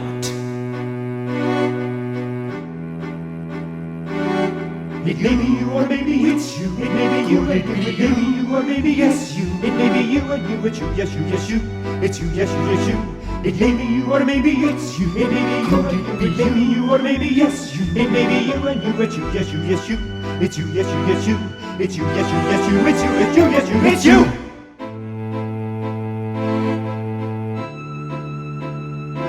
So Holmes, it's you. You're the traitor. With that traitor's hair, with your little piggy eyes. No, it's you, Tweed, you treacherous nasty, with your treasonable nose and your rabid lies. Don't say it's me, we know it's you. You say it's me, we know it's you. We know it's you. It's you. It's you. It's you. It isn't us. Oh no, it's not. Or maybe it's you. It may be you. It may be you. Or maybe yes you. It may be you and you. It's you. Yes you. Yes you. It's you. Yes you. Yes you. It may be you or maybe it's you. It may be you. It may be you or maybe yes you. It may be you and you. It's you. Yes you. Yes you. It's you. Yes you. Yes you. It's you. Yes you. Yes you. It's you. It's you. Yes you. It's you. You. Yes you. Yes you. It's you. It's you. Yes you. Yes you. It's you. It's you. There'll be a bloke from the Gestapo in next. A Gestapo man enters with henchmen and gets his gun out. Gentlemen, I, Gestapo, am being from... You see? How did you know that, traitor? We knowing all about the mission. Could name the Ariel. It's arsehole, actually. Aerials are on your boobies. Quietness! There are one of you missing. Where are he? Bloody hell, your English is appalling. There is. Where is he? Not where are he? Shut them! Well, what's your German like, eh? Yes, I thought it. Rubbish. I will kill one of you, one after the other's one, until you tell me. We will start with him. He points at Weaver. Her. Her. Weaver is all over him. Please don't kill me. I will tell you all you need to know. I'm not well. Also, I'm not part of this group. I love German sausage. I always look for the German football results. Sieg Heil, Bayern Munich, goal! You know you are very sexy. I am eager for your loving, eager like a beaver. You make me proud just like a tiger. You sexy man. You are horny like a hornet. Sting me like you mean it. If there's loving, I'm all for it. You sexy man. Sexy man. Sexy, sexy man. So sexy man.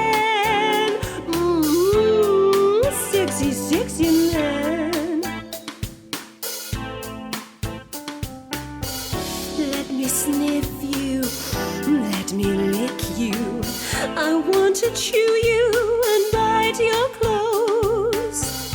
Let me do some bird-like movements and fiddle about with your nose.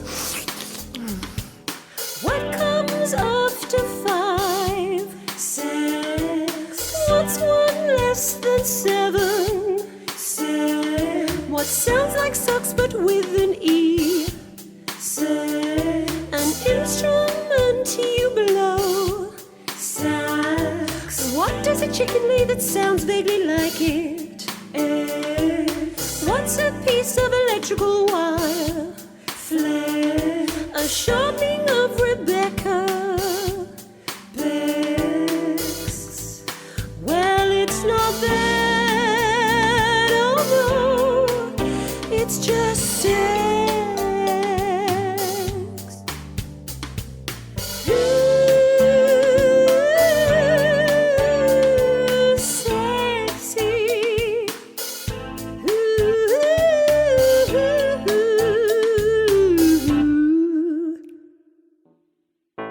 Sexy man, let me dance around you and do some mime.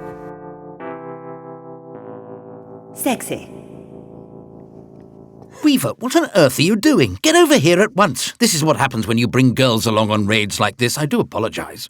She grabs the Gestapo man. The Gestapo man is distracted.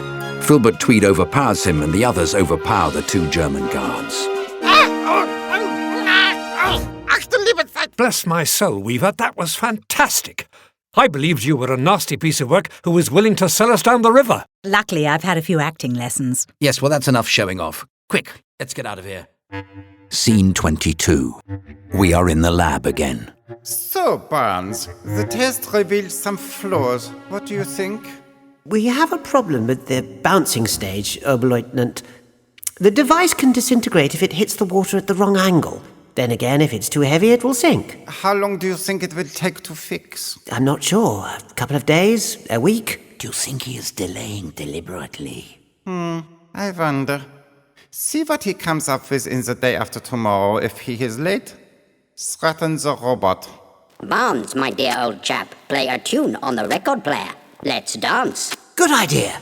Wallace pulls Trevor around the stage because Trevor can't dance.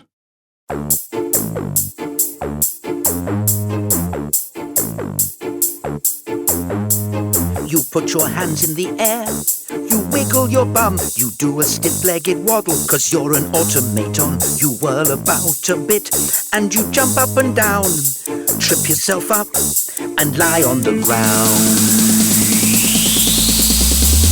That's how you dance the robot, do the robot dance. That's how you get mechanical, do the robot dance. That's how you dance the robot, do the robot dance. It's easy to be critical, do the robot dance. 'Cause you're not doing much at all, and your movements are quite small. 'Cause you're a robot. Yes, you're a robot. And you're actually not quite advanced enough to dance, but hey-ho. Trevor does very little. Wallace twiddles with his dial. Careless talk costs yes. Come on, let's cut the rug. Come on, let's slice the bacon. Come on, let's shake your head. Come on, let's put a silly face on.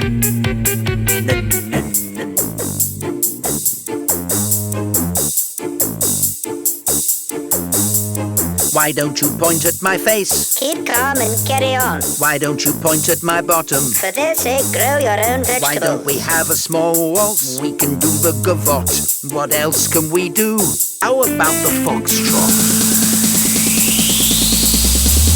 That's how you dance the robot, do the robot dance. That's how we get mechanical, do the robot dance. That's how you dance the robot, do the robot dance. It's easy to be critical, do the robot dance. 'Cause you're not doing much at all, and your movements are quite small.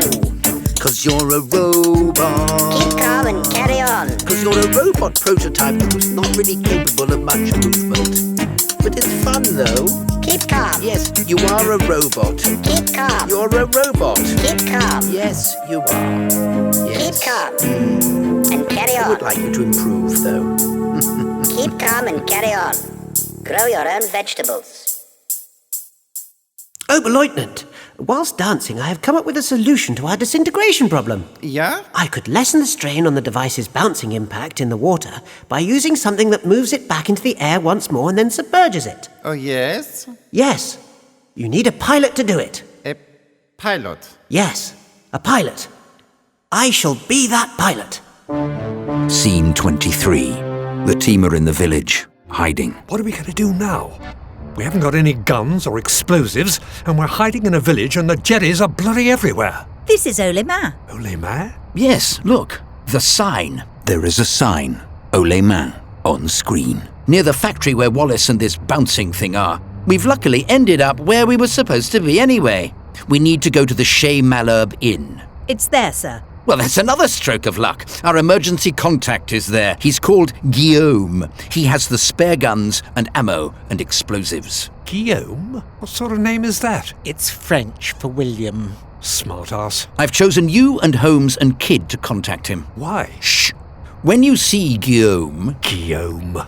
When you see him, say, "L'escargot a le goût d'un écureuil aujourd'hui." He will reply, "Mais oui, ce n'est pas un escargot, c'est un poisson." Bloody hell, who made that up? I did. It's in the codebook. But why couldn't you have come up with something easy to remember? Why should it be easy? It's complicated, so if you get it wrong, the operative would know not to trust you. Well, I'm going to get it wrong, and Guillaume won't trust me and might possibly kill me when I'm his contact and on his side and just gave him the wrong bloody password. So give me the bloody password thing again, and at least give me the opportunity to write it down. Well, that's the point. I don't want you to write it down. Someone might see it who ought not to, and then where would we be? Look, I'll tell you what it is. Stop fretting. Go on, then. L'escargot a l'air d'un... Well, that's wrong already. Well, that's what you said. L'escargot a l'air d'un Écossais. Écossais is a Scotsman. No Scotsman in it. That's even more wrong. Well, what is it, then? L'escargot a le goût d'un écureuil aujourd'hui. Oh, you don't mind telling him, but you won't tell me. All right. I'll repeat it for Niven and Holmes and anyone else who didn't get it, but this is the last time, okay? I've got it. You can ask me if you want. And me. I've got it too. If you see him, say, "L'escargot a le goût d'un écureuil aujourd'hui." He will reply, "Mais oui, ce n'est pas un escargot, c'est un poisson." But what does it mean? Does it matter? Of course it matters. I can't see how it matters. You just need to know it.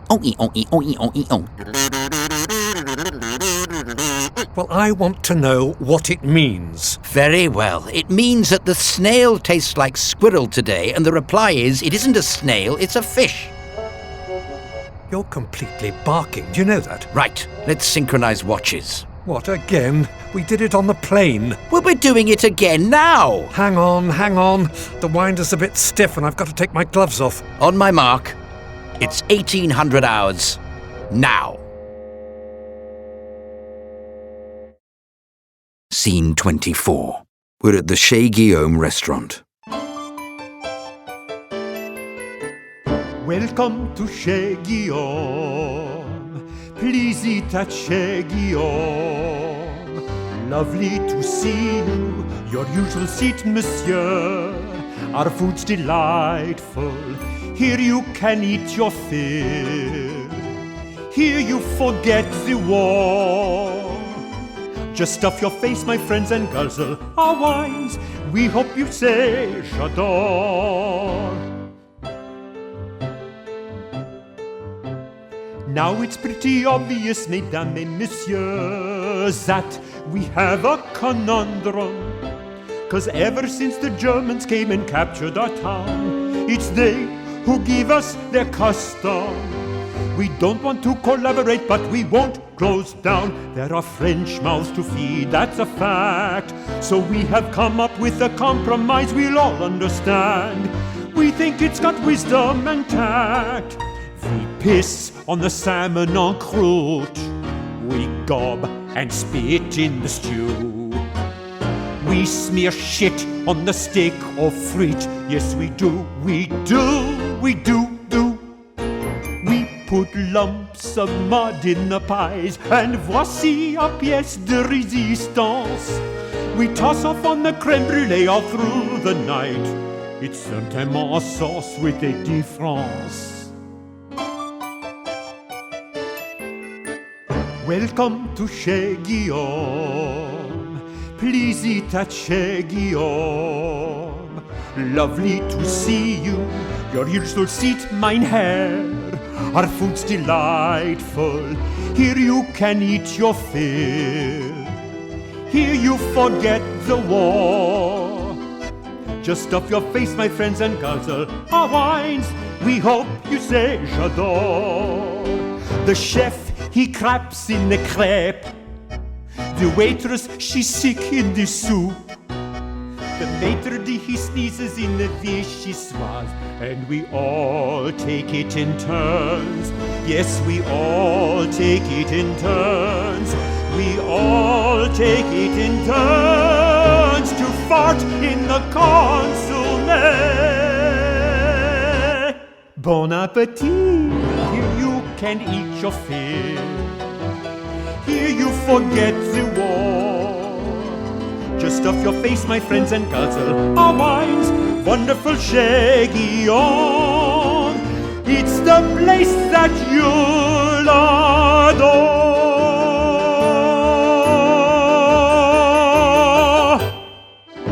All the staff disperse. The restaurant is empty. It's about 11 o'clock. Kydd, Niven and Holmes are outside the restaurant, hiding dressed as women. This could be him. Bonjour, monsieur. Voulez-vous des betteraves? Betterave? Beetroot. Beetroot? Why ask him about beetroot? Bloody hell. Shush. Non merci. J'en ai assez à la ferme. Ah, oui. Os rivers, monsieur. Well, that was a great success. What did he say? Said he had enough at the farm. I'll ask for Guillaume. Here's someone. Excusez-moi, monsieur. On cherche Guillaume. C'est moi, Guillaume. It's him. Quick! What's that bloody complicated gubbins we've got to say? Shh! Ah, bon. L'escargot à l'égudon. Écureu. No. Écureuil. Écureuil. Écureuil. Yes, now he's got a bit about a fish. Hand the hawk, Tommies. He gets his gun out. No, that's not it. Hands up.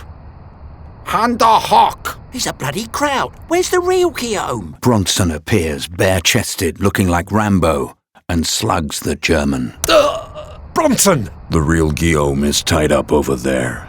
Let's put this one in the cellar and get the guns and explosives. How are you here? I fled quickly when the Germans arrived. I thought I saw you nipping off. You were there, and you weren't. A regular will-o'-the-wisp. The Germans clearly knew of our plans. One of us is a traitor. Yes, we know. Scene 25. There is a time-passing device on the screen. For example, clock hands going quickly. We hear the voiceover. And so once more they walked. We see them walking in woods, etc. Shots of woods on screen as before. Listen up, team. We can't continue with this possibly futile enterprise with a traitor in our midst. So we must do something to find out who it is. Any suggestions? I could play Rule Britannia on the Common Paper and the traitor would get fed up and demand I play Deutschland über alles, the German national anthem. I have a technique that could solve our problem. A technique? Torture? No. Hypnotism. Oh, yeah. A parlour trick will certainly sort out who the traitor is. Not. I'm certainly up for it. Yeah, I'd be willing, sir. I would be happy to submit myself to scrutiny. Well, you can try me, but you'll find me a hard subject to put under the influence. Good. Let us commence with you. Let me beguile you with my knowledge of this art.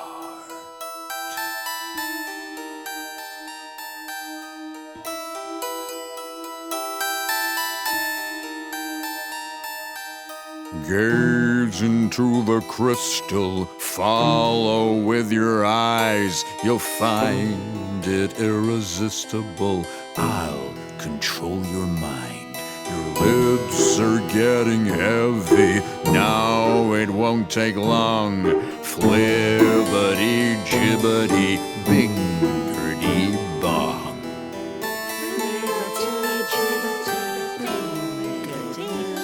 When I click my fingers, you will be my slave. You see, he is in the trance. Is that not correct, Filbert? Yes, I am in the trance. Are you a traitor?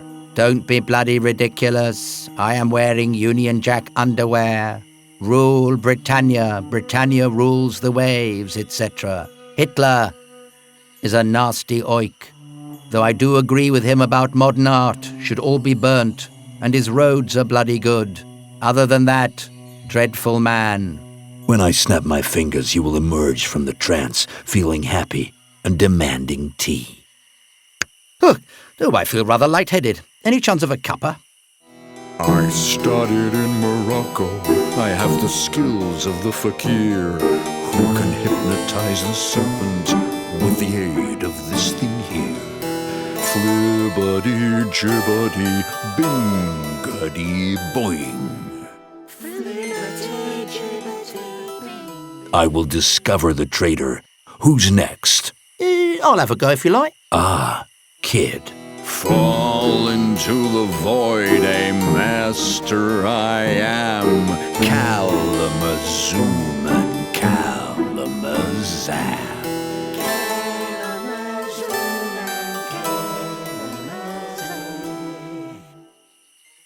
When I click my fingers, you will be my slave. I admit it. Oh, my God. Please don't punish me. The cunning little shit. I won't do it again. I couldn't help myself. That's no excuse. When will the hair grow on the palms of my hands, sir? What? Will I go blind? I don't want to go blind. I think he's reliving a traumatic event in his youth. Ah. Ask him if he's a Nazi. I think he's about 12. Are you a Nazi? Sorry, sir. What's a Nazi? Can I ask my mum? Oh. Can I have a cup of tea? Holmes, let's try you. Look upon the pendant. Gaze into the crystal. Who will hypnotise you, Bronson?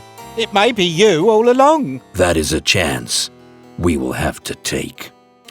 Unless you have the skills of the great Mesmer himself, it's unlikely you will have any success with me. I think Filbert Tweed was pretending to be in the trance. What? Was I hypnotised? My skill is immense. As they say in America, bring it in.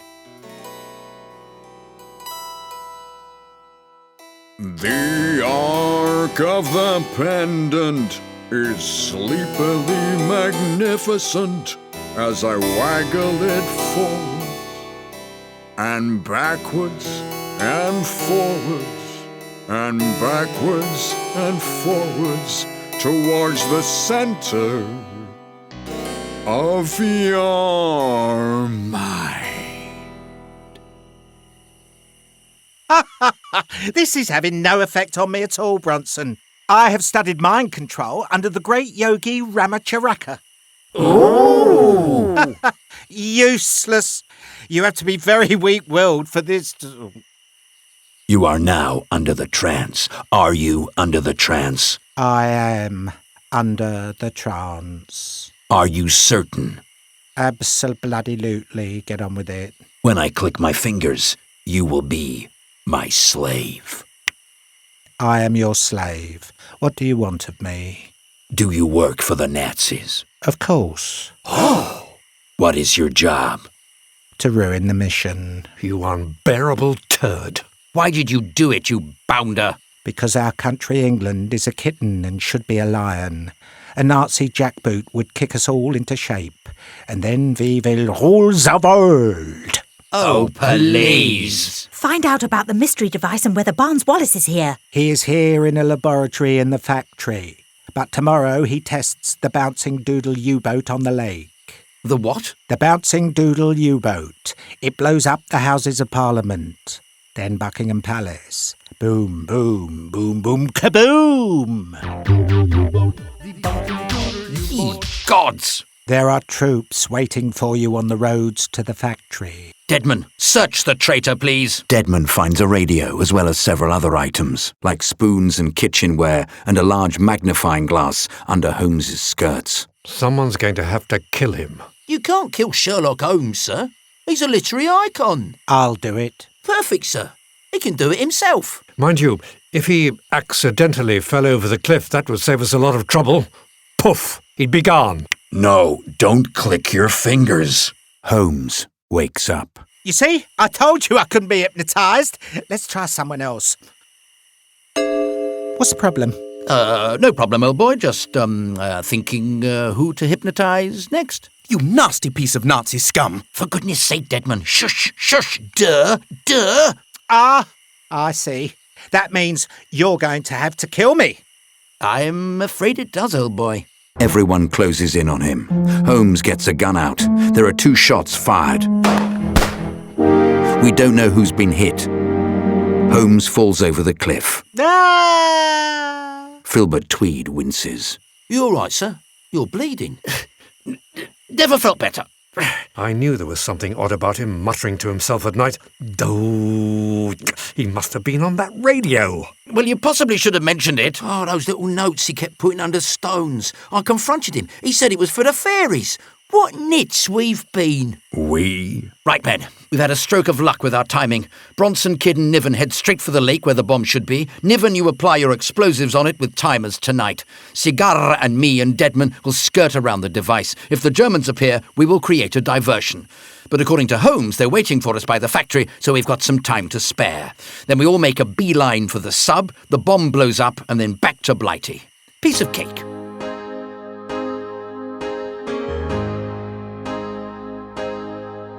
Now listen up, chaps. I've got to be frank. I never thought we'd get this far. You lot are really crap. So remember, we're doing it for England. So let's seize the moment. Do your job well. Let's kill as many Hun as we possibly can. Send them all right to hell. England's sweetest England. It's for you. Let's break their bones, let's chew them up, let's cover ourselves with blood, whilst dancing naked on their corpses. It's for you, it's for you, England, it's for you.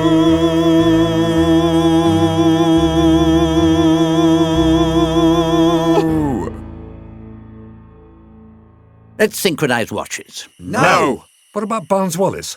We leave him. Leave him, sir? Forgive my cheery, inquisitive nature, but I thought we'd come to get him. We leave him. Now let's lay those bombs. Oh my goodness. You okay, sir? Let me help. No, I'll be fine. It's nothing. Oh, bloody hell. It's no good. I've had it. I think it's really bad, sir. Life can be like that. One moment you're blessed by the gods, the next you're being rogered up the backside by a rhinoceros. Give me some grenades. I'll take a few with me before I go. It'll be the rest of you to save our wonderful country. Weaver can carry you, sir. He'll be a doddle. I'd rather have my penis bitten off by ants covered in embrocation. I'll be a burden. The mission is of paramount importance. But, General... Get out of here and do us proud. That's an order.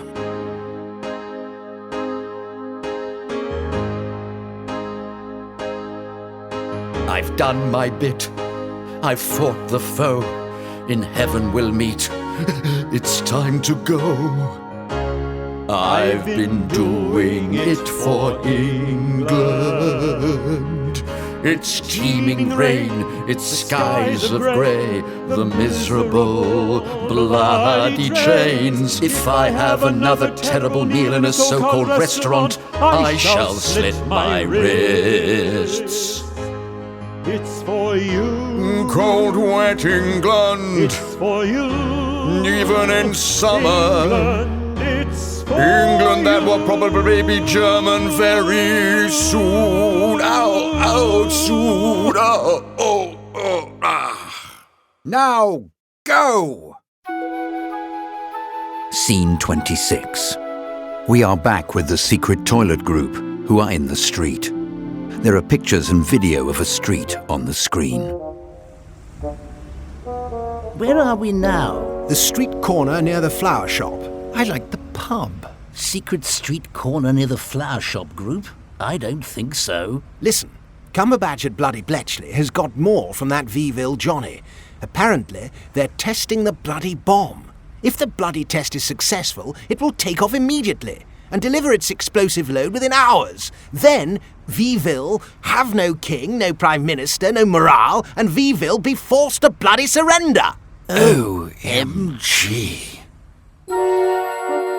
Scene 27. The team have binoculars, looking at the bomb.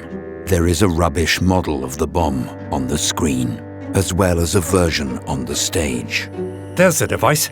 It's quite a compact object, like a small sub with wings. Kydd, follow me. Niven. Blimey, who's this? He encounters Barnes Wallis. My goodness, a British commando. I was just having a waz. What a surprise. Oh. Niven gets his picture of Barnes Wallis out. You're Barnes Wallis. You have no guards. Why not? Oh, they trust me not to escape. I'm one of the family now. There is a guard, but I've given him the day off. And who is this? Trevor, my mechanical man. Wallis turns his dial and presses a button. Hello, dear sir. May I shake your hand? Go on, shake his hand. What a firm handshake you have. May I make you a cup of tea? 2 sugars, was it? Would you like to see more? I haven't come to admire your sodding invention. I've come to blow up the bouncing Doodle U-boat. I'm sorry. I must have misheard you. I thought you said you'd come to blow the Doodle U-boat up. Yes, that's what I said. Why else do you think I'm here? It's not a bloody coincidence. But I've almost perfected it. Well, our timing is excellent. I can't allow it. What? I can't allow it. It's my best work. But it's a bomb. Exactly. And it's going to land where? London? Oh, yes. It's a beauty. It lands in the Channel, goes up the Thames underwater as far as Putney, that's the U-boat bit, jumps up and bounces over the bridges, and then down and up again, then the Houses of Parliament, Buckingham Palace, Nelson's Column, 10 Downing Street, Monument, and then, this is my latest addition, flies onto Balmoral in Scotland. It's a marvel. Blowing them all up as it goes? Or not? Well, yes, I suppose, actually, on reflection, there is a bit of that, come to think of it. You're a total nutter. You're not German, are you? Of course not. Where is it? I have to lay my charges. There it is. No, you mustn't. You mustn't. They grapple. Niven falls over and hits his head. Wallis grabs Niven's bag and throws it into the lake. The bomb speaks. Help, Wallis, danger, unauthorized person near my perimeter. Blimey, what's this palaver then, eh? Is there a girl in there? Hello, madam. Are you stuck? I'm very good at a fireman's lift. My name is Teresa. I am a bouncing Doodle U-boat.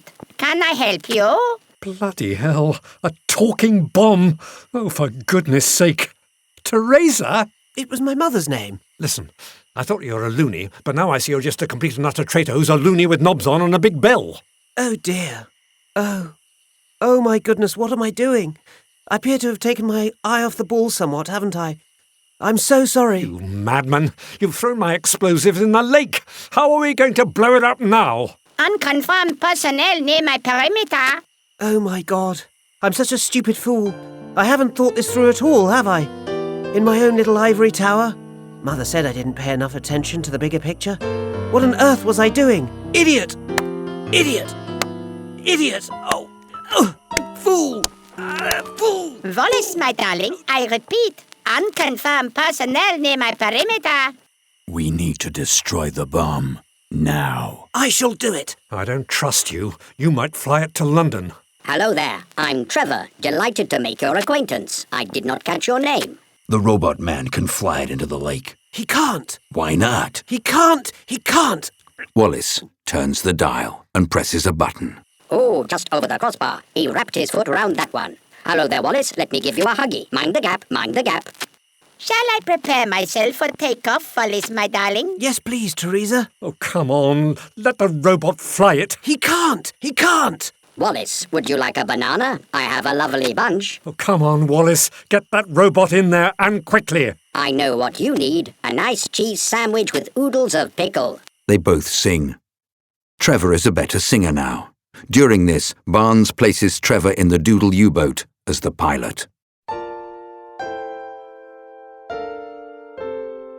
Trevor's a mechanical man, an intricate creation of circuits and wire. Trevor's a mechanical man. There's a small speaker and valve amplifier. He's got an old radiator and pieces of tire, and his head is an old tin can. But I love him, I really love him. Yes, I love him, I really love him. My little tin can man. I love my tin can man.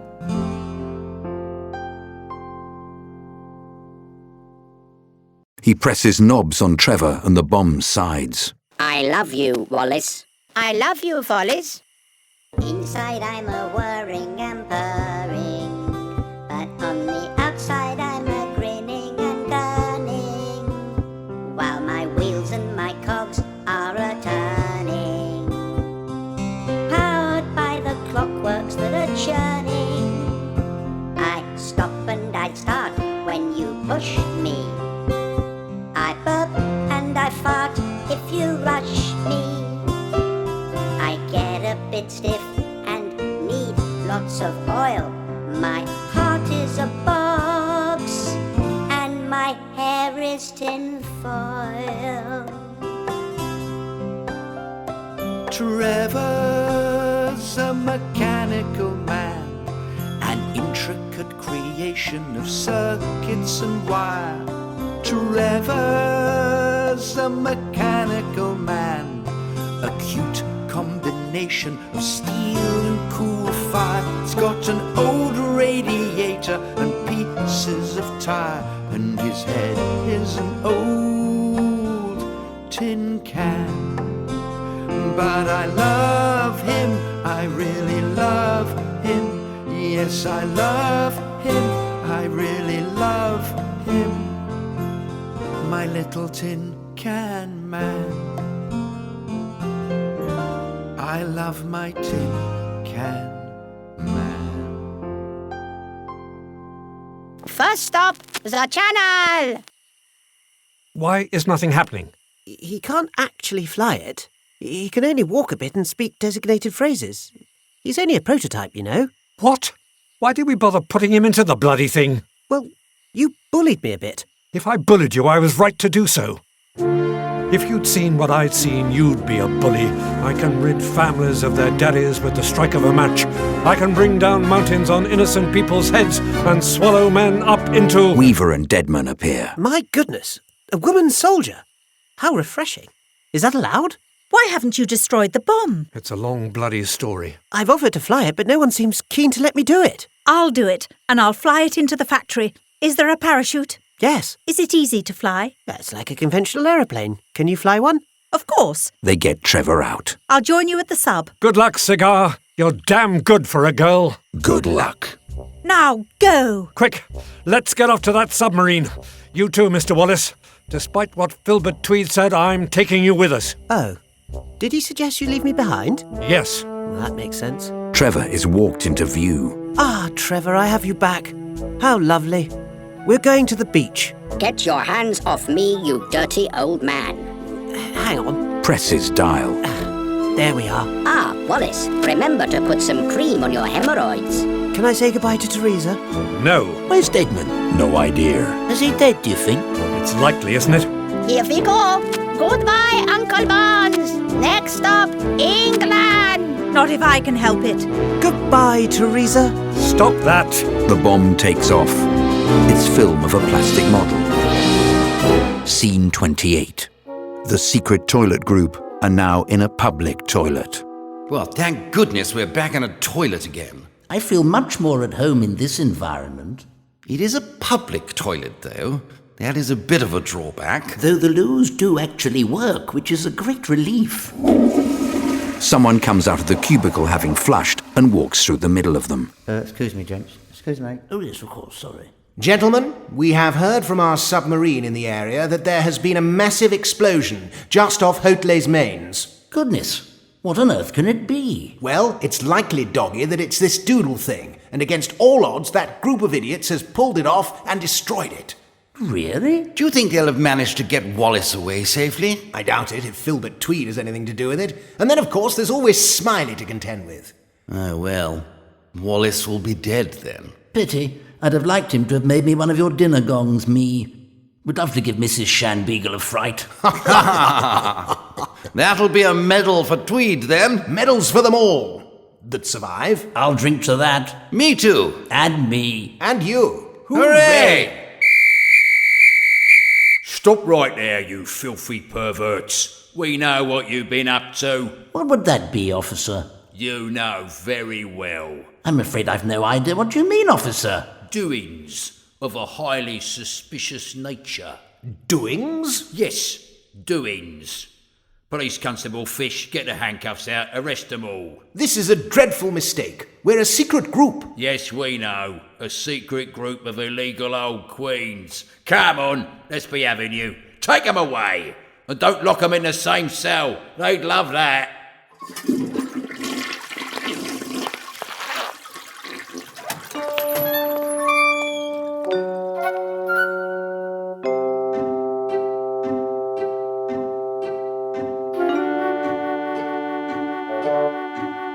Fish and I, me and Fish, we're a couple of happy coppers doing our job underground in the toilets of a town, flushing out filth, riding the loos amidst the wheeze and the blues, pissing on lust and depravities in nasty, smelly lavatories.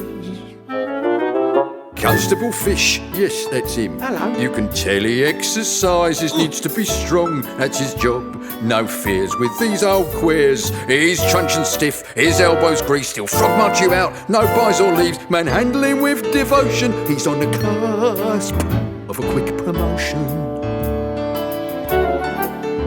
We're well contented rosers. We love our jobs, we love our jobs. It's law and enforcement like no other. In a world of sweating porcelain and a stench of steaming smut, where boys aren't boys and men aren't men, no ifs and no naked buts. We're well contented rosers. We're rosers. We love our jobs, we love our jobs. It's law and enforcement like no other. In a world of sweating porcelain and a stench of steaming smut, where boys aren't boys and men aren't men. No ifs and no naked. Ifs and no naked. Rooting up puffs and Nancy boys. No ifs and no naked.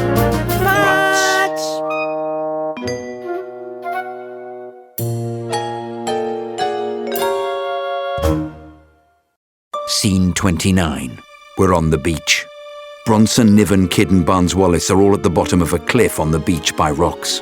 There are pictures of cliffs, the sound of sea. Kydd is signalling.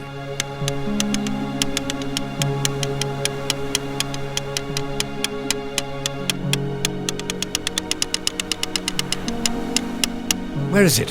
Where's that bloody sub? Come on, come on! Uh-oh, here they come. I knew exploding that bomb would alert every kraut in the hood. I hope Weaver managed to get clear. Careful, Kydd, you'll break it.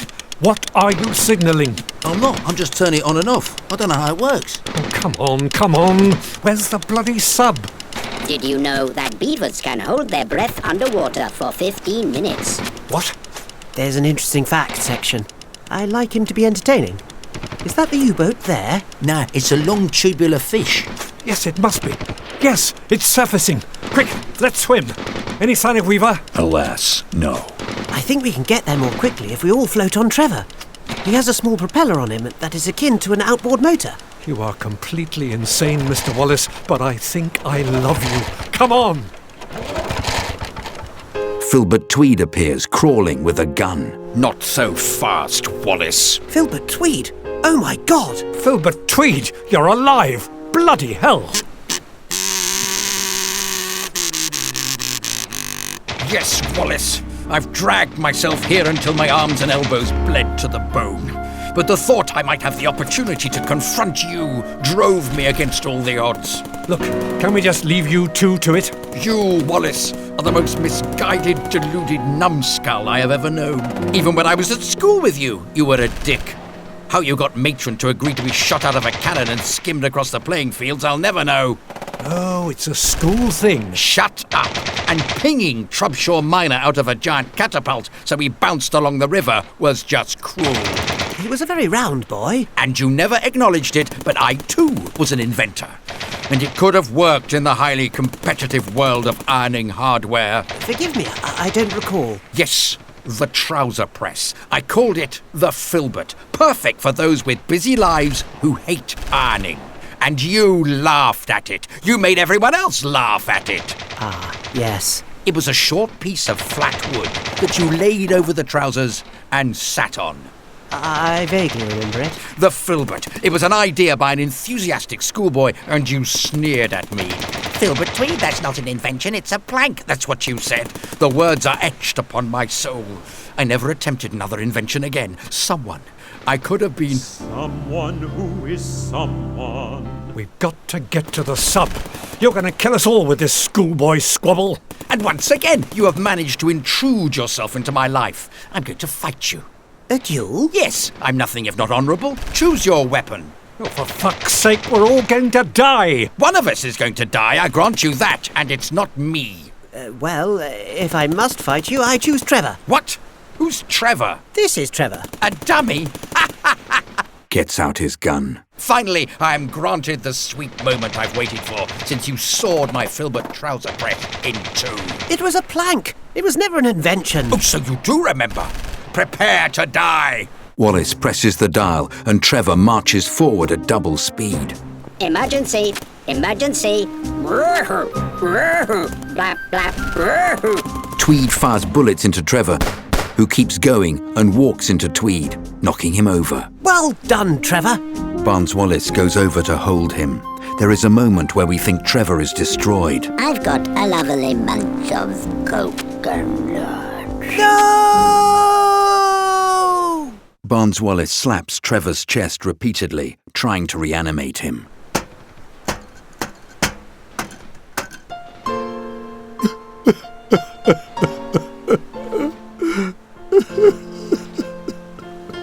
Trevor starts working again. Blimey, Wallace, your feet are smelly. You've forgotten to change your socks. Tweed staggers to his feet again, whilst a dishevelled soaking weaver appears from the ocean. Stop! Weaver! For goodness sake, Cigar, stay out of this. This is something between men. Go and knit a sweater or make a pudding or something. She grabs him by the ghoulies and hits him on the head. I say, my dear. Very well. Shut up! No dears, no darlings, no puppets, no sweethearts or treasures, okay? I want to be someone. Someone who is someone. How long before I'm taken seriously? How long? About another 50 years, I should think. And even then, not completely. Quick, let's go, go, go. Where's Deadman? We can't wait. We have to leave now. So Deadman is finally dead. Deadman appears. Oh, apparently he's not. Deadman is hit. Oh, I'm wrong. He is dead. Oh, hit me in the arm. I'm wrong. He's not. Ah, they got me. Oh, yes he is. I think it's just a flesh wound. Oh, no, he's okay. Oh! Oh, no, he's not. Sorry, I stubbed my toe. Ow! I think that finally is it. Sorry, terrible wind. Too much cabbage. Quick, let's get to the sub. They carry Filbert Tweed and Trevor between them. They activate Trevor's propeller.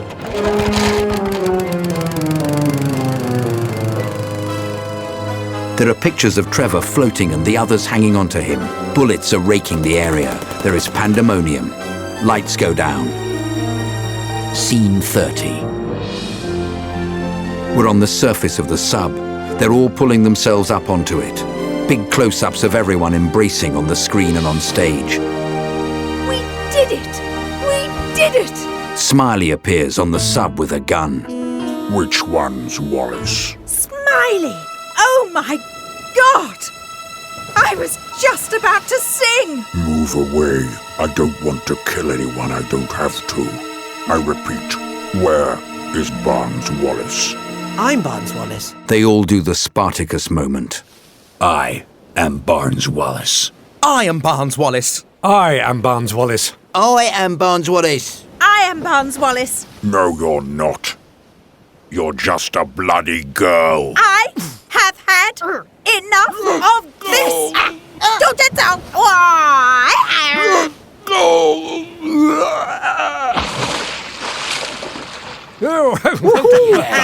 Hey. I think we need to play God Save the King.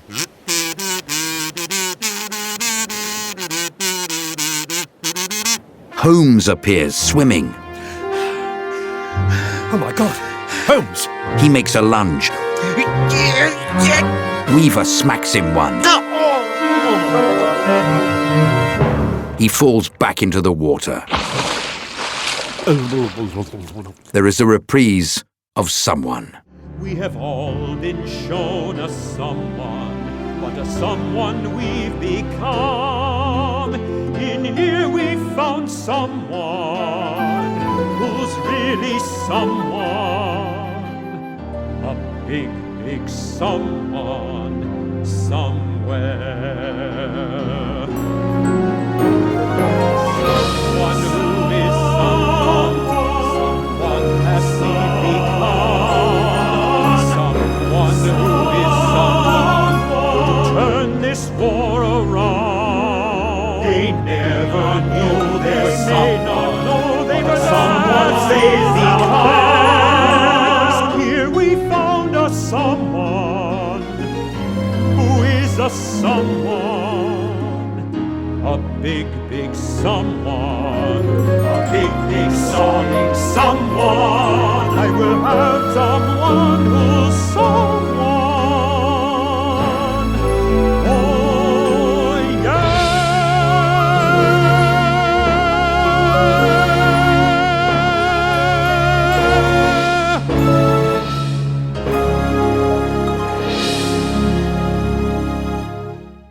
End titles. On screen, there is a picture of each actor as their image appears. We hear the voiceover.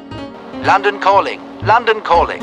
Last night a daring raid was made upon a Nazi mystery device in France by a group of crack commandos at the factory of Haute-les Men in France. The raid, led by General Ian Filbert Tweed, was an enormous success. The commandos blew up a super bomb aimed at the centre of London with minimal losses. The Prime Minister, Winston Churchill, has commended the bravery of the crack team and praised the expertise of those who made this victorious mission come about. General Filbert Tweed has been singled out for a special commendation. It is thought he will be awarded the nation's highest award for valour, the Victoria Cross. The King has congratulated them, saying, congratulations. Rolling on screen. Gibson Bronson, after the success of the Bouncing Doodle U-boat mission, went on to become one of the greatest hypnotists ever known as the Magnificent Gisborne. He led a dual life as a committed nudist, writing many books on the subject, including the bestseller Naked Hypnotism, for which he was arrested whilst doing. John Deadman returned home to his beloved wife Petal, only to discover his three-legged dog had been run over, his mother had fallen down a cliff, and the twins weren't his, as his wife had been having an affair with the postman, who he shot dead. He's still on the run, was believed to be now in charge of a crime syndicate in the United States. He now prefers to be known as Johnny Nine Lives Deadman. David Niven resumed his acting career after his demobilisation and was voted the second most popular British actor in the 1945 popularity poll of British film stars. He appeared in A Matter of Life and Death, 1946, The Bishop's Wife, 1947, and Enchantment, 1948, all of which received critical acclaim. He played the bomb expert with a huge disregard for authority in Guns of Navarone. Niven appeared in nearly 100 films and many shows for TV. He also began writing books with considerable success. His Bring on the Empty Horses is my favourite. Barnes Wallis went on to invent the bouncing bomb used by the Royal Air Force in Operation Chastise, the Dam Busters raid, to attack the dams of the Ruhr Valley during World War II. The raid was the subject of the 1955 film The Dam Busters, in which Wallis was played by Michael Redgrave. Among his other inventions were the geodetic airframe used on the Wellington bombers and the earthquake bomb. His love of robots never left him, though he never made another after the Doodle U-boat experience. Trevor the robot, after returning home, learned to say "fuck off Tweed," then spent some time as a hat stand and is now in the loft. A mouse has built a nest in his hair. George Smiley became a central character in John le Carré's spy novels Call for the Dead, A Murder of Quality, Tinker Tailor Soldier Spy, The Honourable Schoolboy and Smiley's People, and a supporting character in The Spy Who Came In From the Cold, The Looking Glass War and The Secret Pilgrim. Ian Filbert Tweed, after the huge success of the Bouncing Doodle U-boat mission, had a long and brilliant army career and then took up politics as Lord Penge of Croydon, where he championed the cause of returning the country to the 19th century. Sam Kydd made over 240 films, including I'm All Right Jack and Treasure of Monte Cristo, and thousands of TV appearances, frequently playing Cockney criminals with a heart of gold. Though one of his most famous roles was as the Irishman Orlando O'Connor in 26 episodes of the ITV series Crane and the children's series Orlando. He was Mike Baldwin's father in Coronation Street. Sigourney Weaver made her film debut as a minor character in Annie Hall. She quickly came to prominence in 1979 with her first lead role as Ripley in Alien, subsequently reprising the role in its 3 sequels: Aliens 1986, Alien 3 1992, and Alien Resurrection 1997. Her 1986 Academy Award for Best Actress nomination for Aliens is considered a landmark in the recognition of science fiction, action and horror genres, as well as a major step in challenging the gender role in cinema.